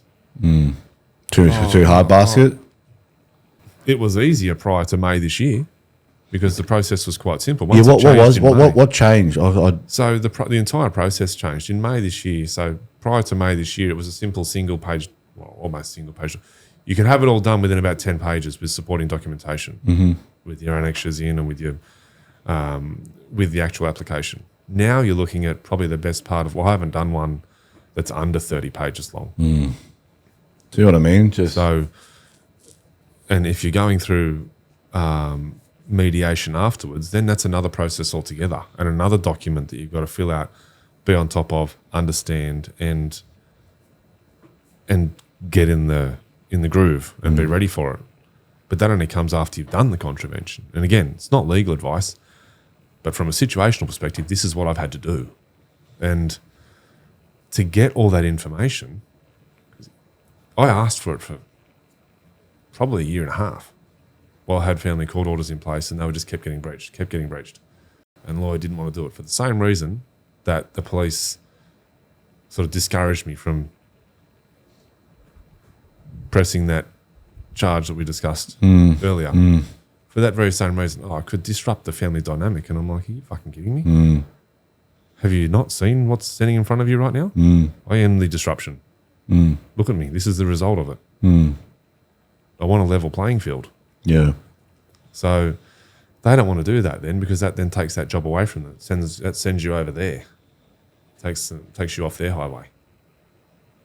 So now I just do it myself, which plenty of blokes are going to be able to do now. With the app you design will be great because, without an app or without any advice or without any, heads up, I couldn't imagine if someone said, you need a self-rep, I would just be like, oh, shit, like, how does this work? What do I do?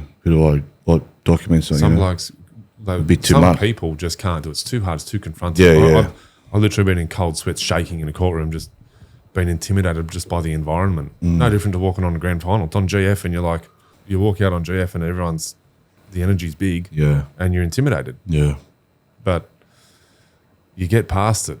And when you get past it, you can start to fly on a bit better. Get better, yeah. So, but if they can't do that, the lawyers are there to do it. It's just, hopefully this will aid them and give them the info to say, oh, hey, my lawyer, Mr. or Mrs. So-and-so, or Mr. So-and-so, whoever, lawyer, we need to file this document. This is part of the process. I've got 28 days to do it. Knowing your timeframes, knowing the documents you've got to send. Because the lawyers are too busy. They're just too busy to have a heartfelt input into your case. Yeah, you're just a transaction really in their You eyes. are, yeah. And look, they're a business too, as much as you... And people have got to get this. This is probably the most profound thing I'm going to put out there today. People have got to stop looking at lawyers like they're some biblical God. They're no different to a plumber that comes to your house, is there to fix a leak. If they can't fix the leak, fuck them off. Get one that can. And let them know they're there to do a job. Get the job done. I'm lucky now, a mate that I serve with, we did 2 tours ago, went through, he's now a lawyer. So now when I ask him something, I know I'm getting a black and white, he'll say, don't waste your time, or no, solid. It's solid. Yeah. I'll take his word for it. Mate, just for the listeners at home that don't know what a contravention application is, A contravention application is a form used to request punishment or other consequences from the Federal Circuit and Family Court of Australia. It's used for an application alleging a breach of a parenting or other child-related order under Division 13A or Part 7 of the Family Law Act 1975. Before filing an application, contravention, you should consider the result that you want to achieve. So, for listeners at home, a perfect example, my ex breached a court order multiple times. But the first time my ex breached a court order, I just assumed, you beauty, like I rang the cops. I said, that's it, she's done. Like, cops are going to kick in the door, like she's breached it. And he said, sorry, mate, I might want to take a seat. We got to file a contravention. I said, what the fuck is that? She's breached court order. My daughter's not here. I'm here at pickup. Oh, mate, we're going to have to file this. More paperwork, more money, get a date for court. I'm like, you're fucking kidding me. I thought court order, it was supposed to be some fucking hard-ass fucking paper you have to abide by. And then, yeah, then we were lucky enough, we had court date 4 weeks later. He said, we'll address it then. I remember he did say he would appreciate it. And when we did get the court, the judge said, I appreciate not doing that. I can just deal with it here. And he did go off at her, and I got the catch-up hours, and it was always, I thought, here we go. It's always here's a bit of glimpse of hope. And then she breached again 7 times, and nothing happened later on that time, getting slapped in the face with a wet lettuce leaf. But, yeah, just as we go along, I've got guests and we talk about certain terminology. I always make sure I just Google it just for the listeners at home. Yeah, it's just so if you've got those family court orders and they're not being adhered to, this is the document or the process you need to follow to try and bring that back into line. Yeah, correct. All right, mate, where to from here? Where are we at now? We're in the current chapter that we are, current life now? Yeah, we're good. I get my girls a lot. That's good. So not as much as I'd like, but I'm managing it. Yep. And I'm maximising the time that I have with them. I've got 2 very loving little girls, which is great. Yep. Who still run to their dad, which is the best feeling in the whole world. When you're on your knees on the driveway and they run to you, it's just the best. So going forward, mate, I'd hope that I can get out of this system. My goal is to be out of this system come the start of next year. I want to be out of it. I want to be circulating and making this app better, because realistically, no matter how hard you and I stomp our feet, the system is only going to change slowly. It's a federal wheel. It's going to take a long time to turn. So the information that you're getting out there, the information that I can get out there is going to help people for quite a few years to come yet. Yep. Yeah, mate, I just want to get on with living my little girl. My oldest little girl goes to primary school next year. That's her first day is starting next year. So yeah, I want to get out of it. I want to get out of the circuit, and I've done enough now to get out of it. I can walk out of it now and go, you know what, I made it. I don't want to be back in it at all. It's a horrible dynamic. That is terrible environment. It is a terrible environment, not conducive to anything positive at all.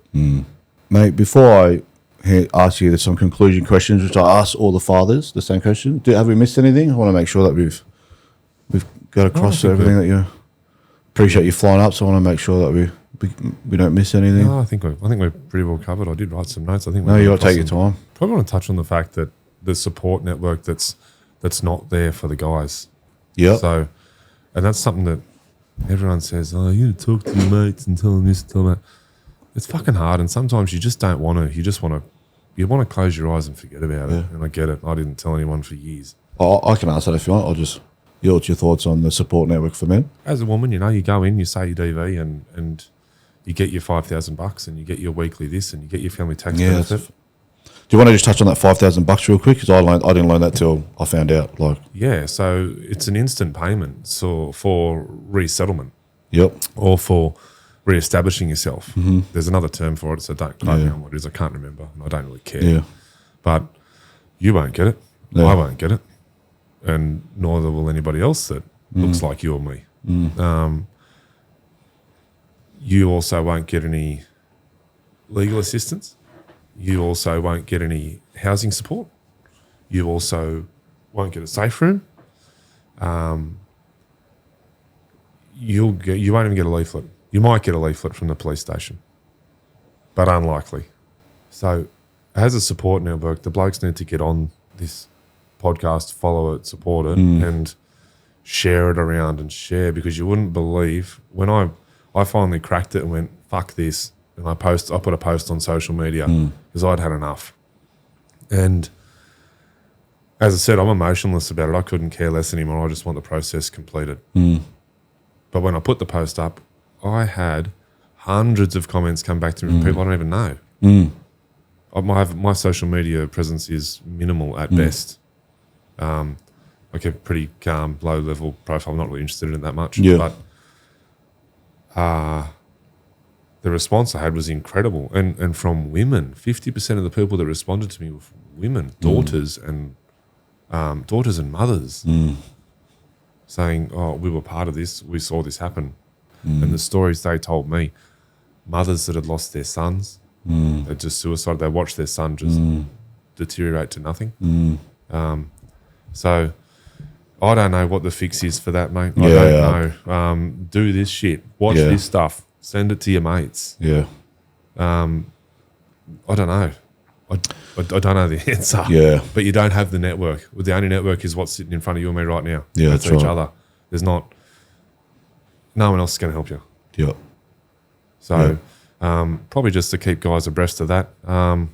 And never ever think that they're not worth 50% of their child's life. Because the courts tell you and the lawyers tell you, 70, 30, 60, 40, 80, 20.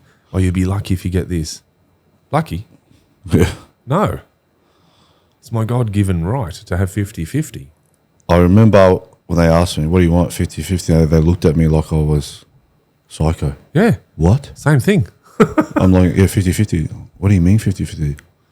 50-50. Like fair. Week on, week off, that type of thing. Like, oh, no. I remember the family report, what do you want? 50-50. Looked at me like I was asking for a heart transplant. Oh, because Mr. Mitchell, you've been charged for this and you've been jailed and you've done this and you've done that. Yeah. Oh, you... Look at my record because it's all been Section 10'd. Yeah. And it's then, all been NDR'd.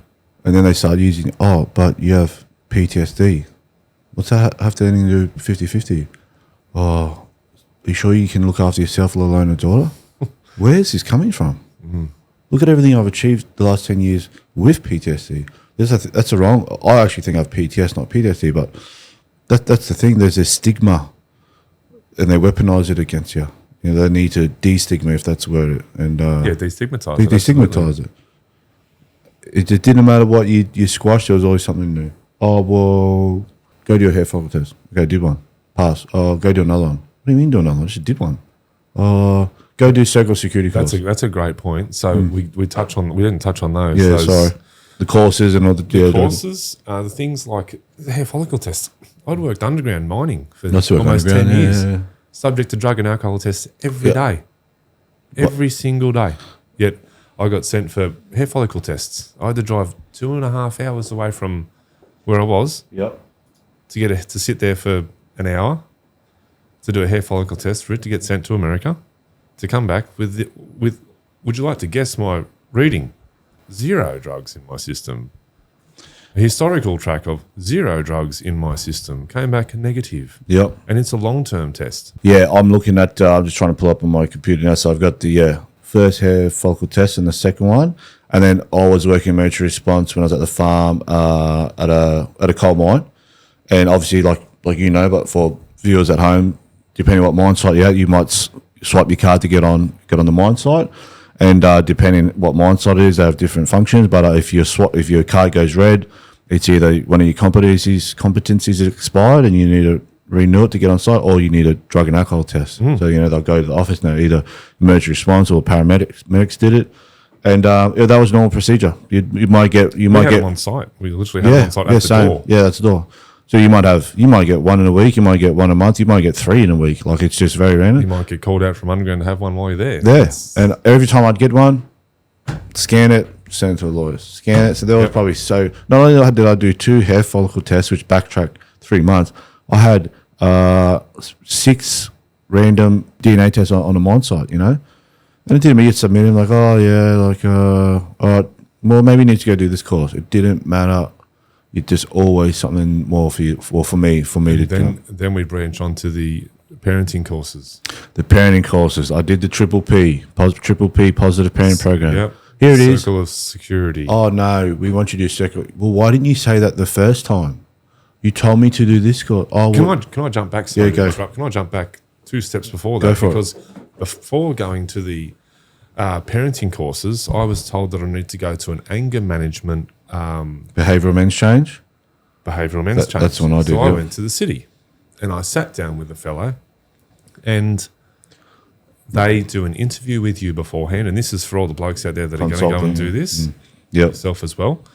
When this gets suggested to you, you need to go in and you speak to the person. And if you're in Sydney or New South Wales, you're going to end up here. And I went and spoke to a fellow. There's a bunch of these people that will assess you. Yep.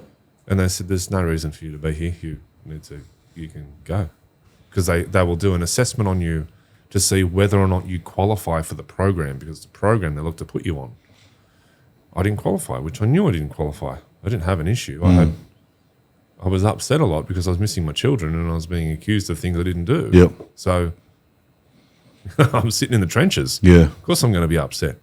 So once I got rejected from that course, I didn't need a behavioural men's change. It was then said, okay, well now you need to do this circle of security and this parenting plan. And mate, there are some people that are going to find benefit out of those courses. They are weird. If you get on there and you can find something, say that course had 100 things in it, I think I found half of one thing, which was, and I'm saying I'm being really, really positive about it. Half of one point that was even remotely relevant. Yeah. I don't actually know what these parenting courses are, who they're aimed at or what they're aimed for. I don't know, but it certainly was not me. No, And it wasn't anyone that I've spoken to that's done the course has all had exactly the same experience. Like, what the fuck was that? I'm looking at mine now. I pulled it up. So it's called the family report writer said, because you have PTSD, you need to go do this men's behavioural change. And my lawyer said that's just something that they're going to hold you back. Righto, I'm doing it because I want to see my daughter. Yep. Whatever these fucking hurdles are, I'll fucking do it. I did the same thing. Yep. So it's called the. So the gentleman I saw, it's the Master of Mental Health, Psychotherapy, is that how you pronounce it? UQ and B of Social Science, Human Service, QUT. I'm just reading what's on his certificate. Yeah. His Cert Clinical Neuroscience, he has that certificate. Cert 4 in Hypnotherapy, Workplace Trainer Assessor. He runs this recognised course that the courts use. Now, I won't say his name, but when I rocked up there, he laughed when I said, "Why are you here?" And I said, I believe I don't need to be here, but I'm here because they said I have PTSD, which I do, and they want me to do this course." Yep. I said, "But my ex, she's a stripper, and she's falsified all this," and he just laughed straight away. He goes, all you guys that date strippers end up here. He goes, they've all got BPD. And he laughed and he said, and he goes, look at you. He goes, I used to work in child safety. He goes, look at you, big heavily tattooed mate, big heavily tattooed bloke. You don't stand a chance. And that's coming from a guy that used to work in child safety. And he said, mate, I'll openly say I don't work for him anymore. If I did work for him, I wouldn't say it, but I don't work for him anymore. He goes, look at you, mate, I'll write you off from day one. And I said, this is exactly what I'm talking about. It's still a thing. Yeah. And what I didn't, I hate that I said, they claim that I'm a threat to my daughter. And that, he's incapable of looking after his daughter. So I worked overseas in many countries doing close personal protection, responsible for looking after the welfare and safety of the DFAT employees, regional security advisors, ambassadors. These people hold no emotional connection to me. I don't care about them. I was there to do a job and I did my job well. We were there to catch bullets from them. We got paid. And we did that well. I have no relationship with these people. They're strangers. And I looked after them top tier well. My daughter, who I love, I'll move mountains for. I love her I will kill for her. And they question your ability to look after them. And they question my ability. Am I a threat? Yeah, I'm the biggest threat if someone touches my daughter. Just like any father is if someone touches their daughter. 100%. I'm not a threat to my daughter. I'm a threat to anyone that fucking touches her. Absolutely. And I couldn't get over it. Like, the family report writers just look at me and And the assumption is that you're aggressive because you if you'd have said that to your specialist, yeah. he would have said, "Well, that's very aggressive," or that's very angry. Yep. Like, I'm not angry. Yeah. And that's where a lot of them, and I think a lot of guys have got to be got to be careful about the things that they say, because in this new woke platform that we live in, if you say, like you just said now, I would do anything to protect my daughter, which all of us would, and all of us should. So that's anything? Anything. Oh, yes. What are you implying? Anything. Yeah, exactly right. You're aggressive or you're... No, you're not. You're just telling it how it is. Yeah. Yeah, that's a good point. You got to be careful how you word yourself. You need to be super the woke careful. culture will see it the other way. And you can't say that in a courtroom. You can't say it to the police because they won't lose their job. They love to use a word. Yeah. So we just need to educate these boys and just go, you need to be careful about the way you word things. You can tell the truth. That's not an issue. Tell the truth. But be careful about the words you use doing it, because they will get used against you. And it's sad because they shouldn't have to. They shouldn't have to, But, unfortunately, if there's woke culture, you have to, because they'll spin it back on you. Well, it's just no different to you saying, like, if someone's going to hurt your daughter, they're going to die. But the way you have to say it is, I will do anything to protect my daughter. That's all it is. Yeah. That's the difference. There's no difference in the meaning. Yeah. The result's the same. Some bloke's going to end up, or some person's going to end up upside down. Yeah, that's right. And your daughter's going to be safe. But the way you word it is it's brought me undone. I've worded things incorrectly. I've said things incorrectly with exactly the same meaning. But it comes out the wrong way. And you're emotional and you're frustrated. And so we need to help them with that. That's probably something you could have a good... Yeah, mate, yeah. So DNAs, the courses, the family report writers, you've done too. I did too. I got shafted with my... That's the only thing that went against me. I did all the courses, all the tests, I did all that. And her conclusion was she supported all the DV allegations that makes, which I squashed. So as soon as we squashed it, I didn't even need my legal team to tell me this. I knew this. The family report writer, in one of the conclusion points, if the DV gets squashed, then this report gets thrown out, or I don't know the exact wording. I'll go to you. So I got it squashed. Well, I don't need you guys to tell me this. Let's ring the ICL. ICL, we've squashed that family report, the DV. So we need to update family report, right? Makes sense, because that one was based thing. This is a lazy ICL. Oh, no, it's okay. We won't need another one. Fast track, 6 months or whatever it was, and I think we get to trial. Finally, time to wrap stuff up. Been waiting 6 months, done the work, transferred the money, locked myself in the room, responded to these affidavits, 70-page affidavit of bullshit where I'm ready to go. Put this chapter to the end. So we rock up to court that day, and it's the room's booked for 3 days for me. I don't know if it's for you in your state, but they charge you for the day that you have to rent out the room. Right, for viewers at home, you got to rent out the courtroom when you go to trial. Be prepared for the viewers at home, be prepared. Be prepared, all when these the lawyer fees. says to you, we've negotiated a 3-day court case. Right. So we get there. We got to wait. There's another hearing. How? I've got it booked. They do this. My lawyers, they double book. It's run over. It's run over because what they do is they do it on purpose. They're so backlogged. They're hoping that previous case has either been done by then or been thrown out, so they can just try and catch up all these things. Here we're waiting. Then the ICL comes out. I want this adjourned. Not my ex, not me. The ICL. Guess what she says?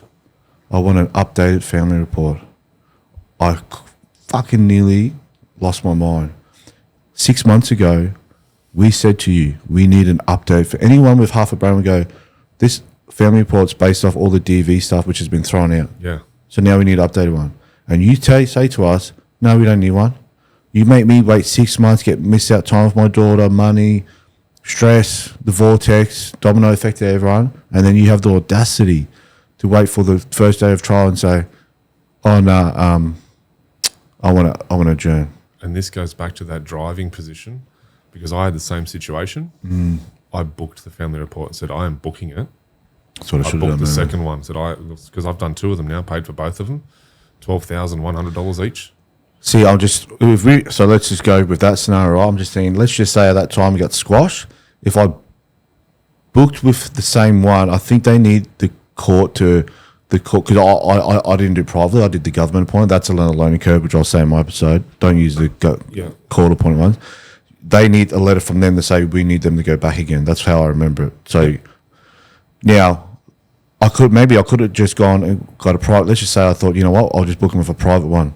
Now they still need to contact my ex and get her to come in. That she probably would have just said no. You know, she can say no. She can say no, which means. But the court will make her go. But we would have had to wait to get the court to, you know, again, it's just one of these things. Nothing ever rolls smoothly as you think. It doesn't. But in that situation, so for me, I booked it. I want it done. That's it. Yep. You send your letter. Yep. But I'm booking it. Yep. Done.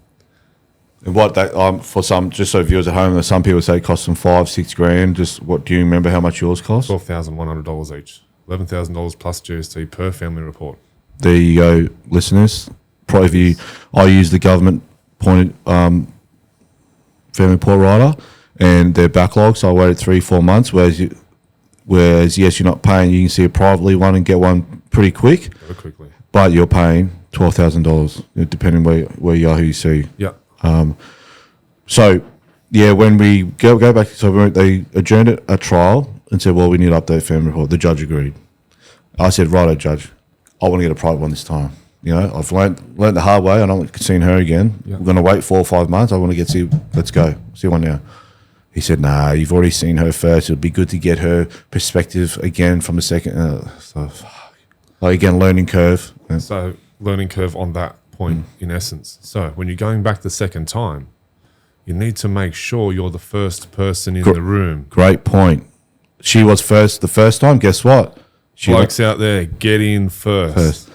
So how it works, and I've said this on other episodes, if you see the family report writing, correct me if it was different for you, my ex will go in first, spend 30 minutes with our daughter. She will observe you, and then she will spend an hour and a half interviewing your ex, so my ex, for example. Then I'll rock up because there was DVOs and TVOs in place. We don't see each other. She brings my daughter into a room, watches me for half an hour, takes my daughter, gives her to my ex, and they leave, and then interviews me for an hour and a half. Now, because I was second, all I did was for that hour and a half was answering her allegations. Oh, but she said this. For an hour and a half finished, we were still getting through the allegations. So you would think if common sense prevails and we're all about fairness, allegedly fairness in the family court, if we go a second time, wouldn't it be fair that the father goes first? No. I went second again. And I had a father call me the other day. He filed the application. It was his application to go to the family court. He paid for it. He was supposed to go first. She was, oh no, I'm going first. And they'll pull this stuff. If your child's under the age of 2, they'll go, but we're in routine and the child needs to eat at this time, so it's best that I go first. Or to the time frame. Or to the time frame. Oh, but I need to go first because breastfeeding at this time. So guess what? If you're going second, you're just going to get shafted. You're not even going to get to tell your story. You're not. You're going to get 15 minutes of fame while he watches you draw a circle with your daughter, or she jumps in and gives you a cuddle. Yeah. And the rest of the time you're going to spend answering allegations you wouldn't have had to answer if you were the first person in the room. And you know what killed me? When we left, I'm saying goodbye to my daughter. Separation. My daughter starts crying. She doesn't want to be separated from me. She starts crying. She's taking my daughter away crying. Do you think she put that in the report? No. She didn't put in the report that my daughter was crying, having to say goodbye to me, being separated, staring at me, walking away. You know, just putrid. Mate, I paid premium cash for 2 reports. Yep. Both of them flawed incredibly. Got details wrong, got birth dates wrong. Now, I wrote this information down. I went in there armed with information. As much information you could possibly want, all documented. I had a bundle of pictures with me as well because that said, bring everything with you. So I brought everything with you.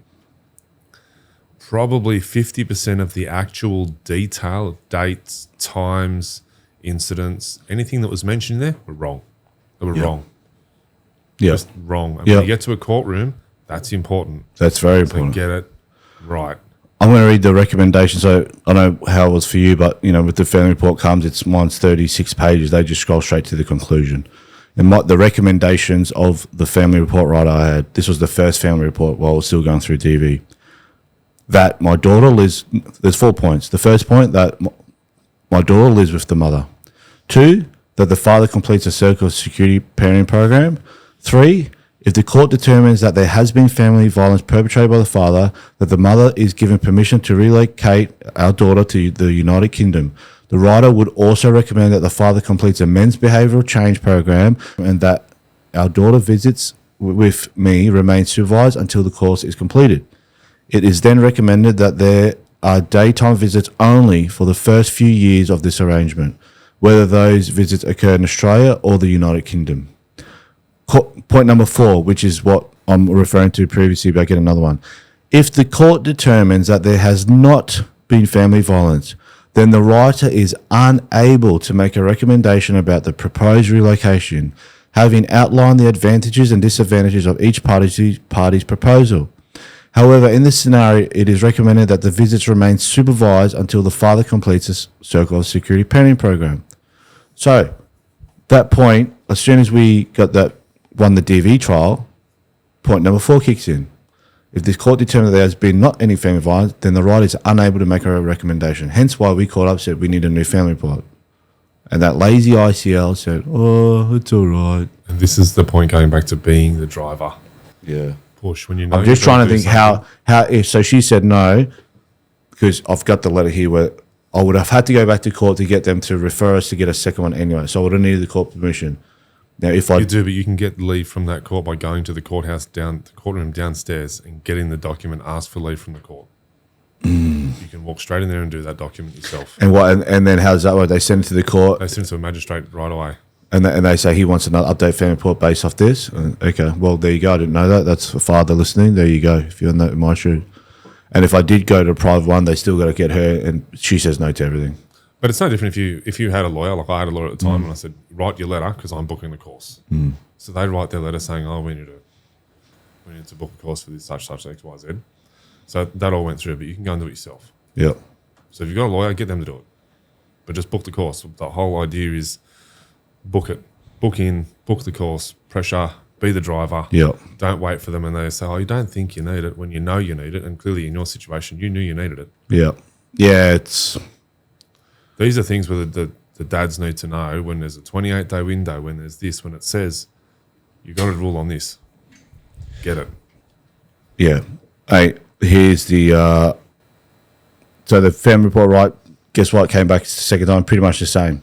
By the time we had to wait, 5 months to get in this family report, guess what she did? Went and put plenty of time for her to twiddle her thumbs, stare at the ceiling. I'm going to put another TP on her. Yeah. So by the time I get back, she said, so there's another TP on you, Mr. Purcell? Yeah. So point number 1, that our daughter lives with the mother. That permission is given for the mother to relocate to the United Kingdom with our daughter. That our daughter spends time with the father once a year, and that the locations of the visits alternate each year between Australia and the UK. That there is at least a 4-week block of time set aside for our daughter to spend time with the father each year, and that during this block of time, our daughter spends time with the father for 2 or 3 days a week. That if the court determines the father is a risk to our daughter, then the visit should return to being professionally supervised. If the court does not determine he poses a risk, then visits continue to be unsupervised. That if the father travels to the UK at any time, additional arrangements should be made for him to spend, provided he is given adequate notice. Video call once a week. That the mother is permitted to travel internationally for her sister's wedding. That was her way out. Before in the lead up to trial, she wanted to go for a wedding for a 2-week holiday. I just said, well, she's not going to come back. Yeah. That was my. Yeah. The writer can review. That's a good point, actually. That you've interpreted that, and that's where a lot of blokes need to read documents like you've just done and interpret it and go, well, she's not going to come back. And then they need to take that information to their lawyer or be armed with that information going, this is going to happen. Yeah. So that you can get that, and there's documents that are going to come out so you can be on the front foot, because as the father in these situations, we are eternally on the back foot. But they need to pay attention to information like you've just noted and go, well, this is going to happen. This will happen. She will do this. Yep. And then you need to know that, okay, well, if she does that, this document needs to be lodged. Yep. And you need to do it within a certain time frame. You need to lodge it at this place and email it to this person. All this risk stuff. So that's 3 years I was in court. You named it. DV, child protection, child safety, you name it all. Did I ever get charged once? No. Out of all the allegations, will they ever charge anything? No. But this is the thing: you don't need to. You don't need to be. You need evidence to charge someone, but you need allegations can sink you and slow you down. That's what her plan was, just to keep me in quicksand, keep them stuck in that sand. More allegation after allegation. I need to go on to that because you don't need evidence for them to charge you. Well, yeah, true. So you need evidence to be found guilty. Surely that's how should I word it? Yeah, you'll need evidence to be found guilty. You'll need evidence to be found guilty. But you don't need evidence for the police to charge you. Yeah, they true. can just charge you. So That's a good point. be aware. Don't sit there and think, but on my phone I've got this document that says that I wasn't there. They don't give a fuck. They will go, guess what, mate? Tell that to the judge. Yeah. Yeah, so I was sitting there. This is the only thing that went against me in court. I did all the tests, did all the courses, passed the flying cars, supervision notes all good, doc report all good, psych report all good. You name it, got it. This is the one thing. I had this feminist report writer. Now, there was always glimpses in court, like her legal team kept pushing this family report, and the judge just said, he goes, yeah, but just because it says that doesn't mean I'm going to do it. Like, I'll read a report, but because I was worried that this holds a lot of weight, and I think, again, depends what judge you go. He said, yeah, just because it says that doesn't mean I have to do it, So there's always this glimpse of hope, like, there's this emotional roller coaster in court. Yeah, the recommendations, he said, but that she doesn't call the shots. No. Just because the family report side doesn't mean, and there's always this glimpse of hope, but then it was one step forward, 3 steps back, and, back to supervision. I haven't had time to read it, and it's just, yeah. But yeah, anyway. So we're talking about the things I've had to do. So drug tests, parenting courses, family reports. You've paid $12,000 each. So a lot of people think, why does family court so much? Well, just on that, just one quick one. Yeah. I paid for both of those family reports. One of the reasons I went. So it was 12 just for you? Or was it 6 for you and 6 for your ex? 12. Me, $12,100 for me twice. She paid nothing. I did the first one because the lawyer said, oh, look, it's going to look really good if you do it. The second one did it for my own cuff and said, get it done. Yeah. Because we're just going to get asked to get it done and I want to expedite the process. Mm-hmm. I said to my ex at the time when I was doing that, I said, I'm going to do this. I've got to do this. Like, this is crazy. This could be going towards a kid's university education or something for their future. You want to guess what happened that afternoon? Straight to jail. You can't talk about money. And I argued black and blue with the police officer that it was about the kids' education. I didn't want to waste the money because I knew what the outcome was going to be because of all of this stuff. So that was the third charge, I think, the third lockup. Family report, and the money was being wasted on that. So again, no violence, no aggression, no nothing, just logic presented. And no, can't do that. In you go. So, sorry, going back to you. Just nah, man, nah, good. Nah, say what we need to say. Oh, yeah, I was just talking about all the stuff that they make you do as a father, the courses, the drug test, the family reports. What else is there? Mate, I was always thinking, what more? Like, I'd be staring at saying, what more can I be doing? Like, I want to be. I remember I did a full tour of my house when I moved back to Goldie because I was living 2.5 hours away. I had long, so I was driving back here. I didn't have anywhere to take her, so I bought a house back down here. And then I said, and that's where she'd come every second weekend for those couple of hours. I said, I got my dad over. I said, do a record of interview style. So he just started at the driveway. I said, introduce myself, date and time, name, and my purpose of this recording to showcase to the judge and everyone in the court where my daughter comes every second weekend, the type of environment she's in.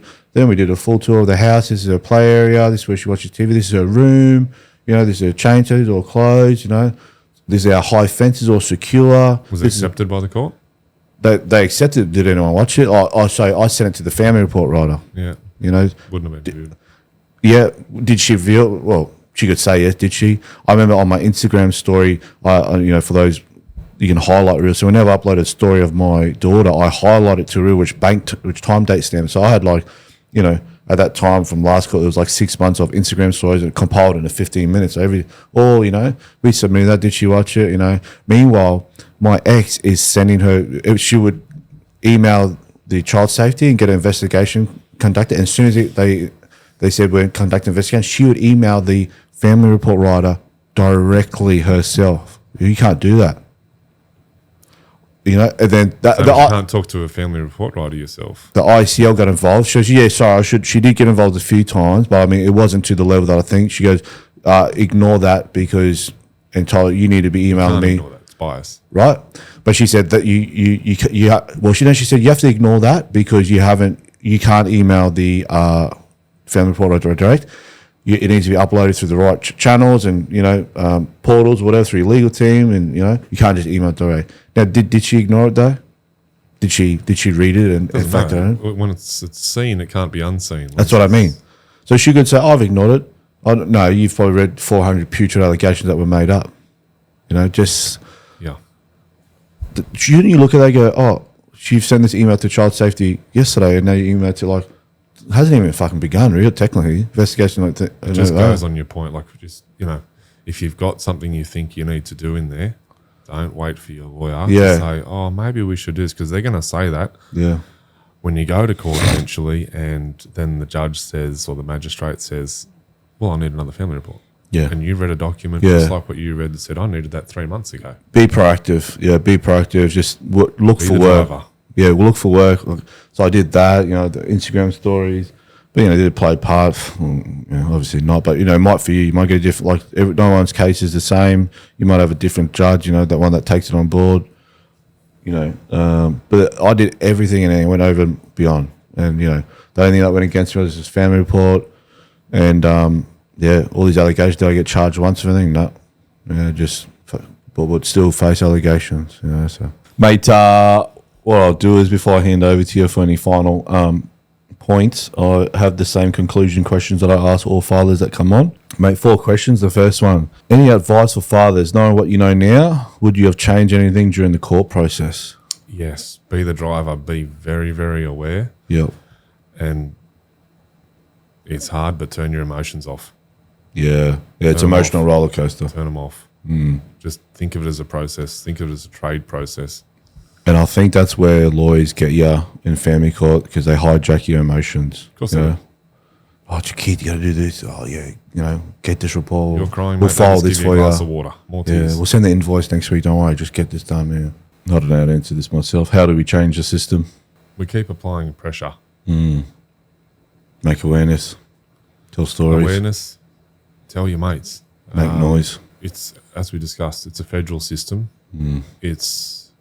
And it's not one system that's flawed. They feed each other, and that's it's a gearbox. You've got CS working with the police, working with the family court system, working with family report writers, working with men's behavioural change people, working with. It's a big machine, but.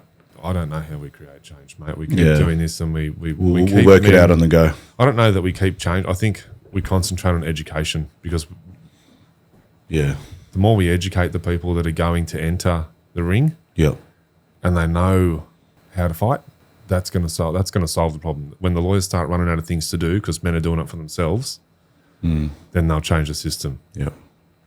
Yeah, absolutely. Funny question. I'm sure you would appreciate this one, knowing that you've had 5 visits in there. You're on death row in prison. The guard comes and asks you, what do you want for your final meal, drink and dessert? Surely you got to go to treat. Oh, mate, I'd probably say cutlets. Lamb cutlets? Lamb cutlets. And I say that because almost every week for dinner, I make the girls lamb cutlets at least once. Yep. And we make a gigantic mess in the kitchen making them, and they dip them in the eggs and they crumb them, and they've got their own little kitchen outfits that they wear, and it would be a good memory to put in my head. Yeah, beautiful. If that was going to be the last day, that would be it. That's a good one. What about drink? I'd have an apple juice, because my little one loves apple juice. Yeah, beautiful. Dessert? You a sweet man? Nah, not really. Yeah. I'd have a Kinder Surprise, because the kids love Kinders. Beautiful. Yeah, I don't mind a cheeky Kinder Surprise. Mate, the last question. Any message for your children? Daddy fought all the way. Yeah, well done. Well done. Mate, before we wrap up, mate, is there anything... I know you're limited. You got me then. Yeah, that's all right. You're all right, mate. I trust everyone. I get to everyone. That's all right. You can add more to that if you want. It's all good. That was Yeah. I trust you. Wait till you see my one. Mate, before I hand over to you, have we missed anything? Are you active on social media? Some people are, some people aren't. In case people want to reach out, you got things in the pipeline you can and can't speak about? I can speak about anything off social media. So Yep. if anybody wants to contact me, they're welcome to. I've had hundreds of people message me after me putting that last post up, which was the first post I put up about it. What's the best way for them to contact you? You can get me on Facebook. You can get me on socials. You can put a picture of my crane up there if you want, so that they can get me off the phone number. I don't care. Yeah, beautiful. I'll answer anyone's phone call that wants to have a chat about it. Yep. I don't mind. I don't mind, mate.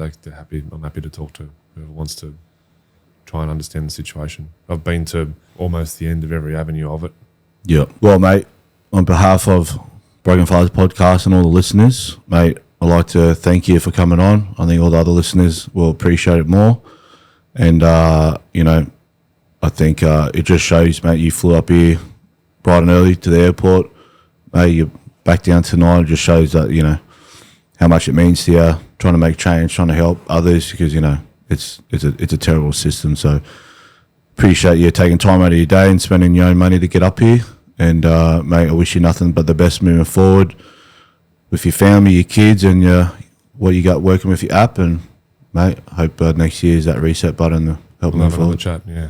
Thank you, and thanks for putting the effort into this. This doesn't set itself up easily, and Yeah. you're doing a really, really honourable thing.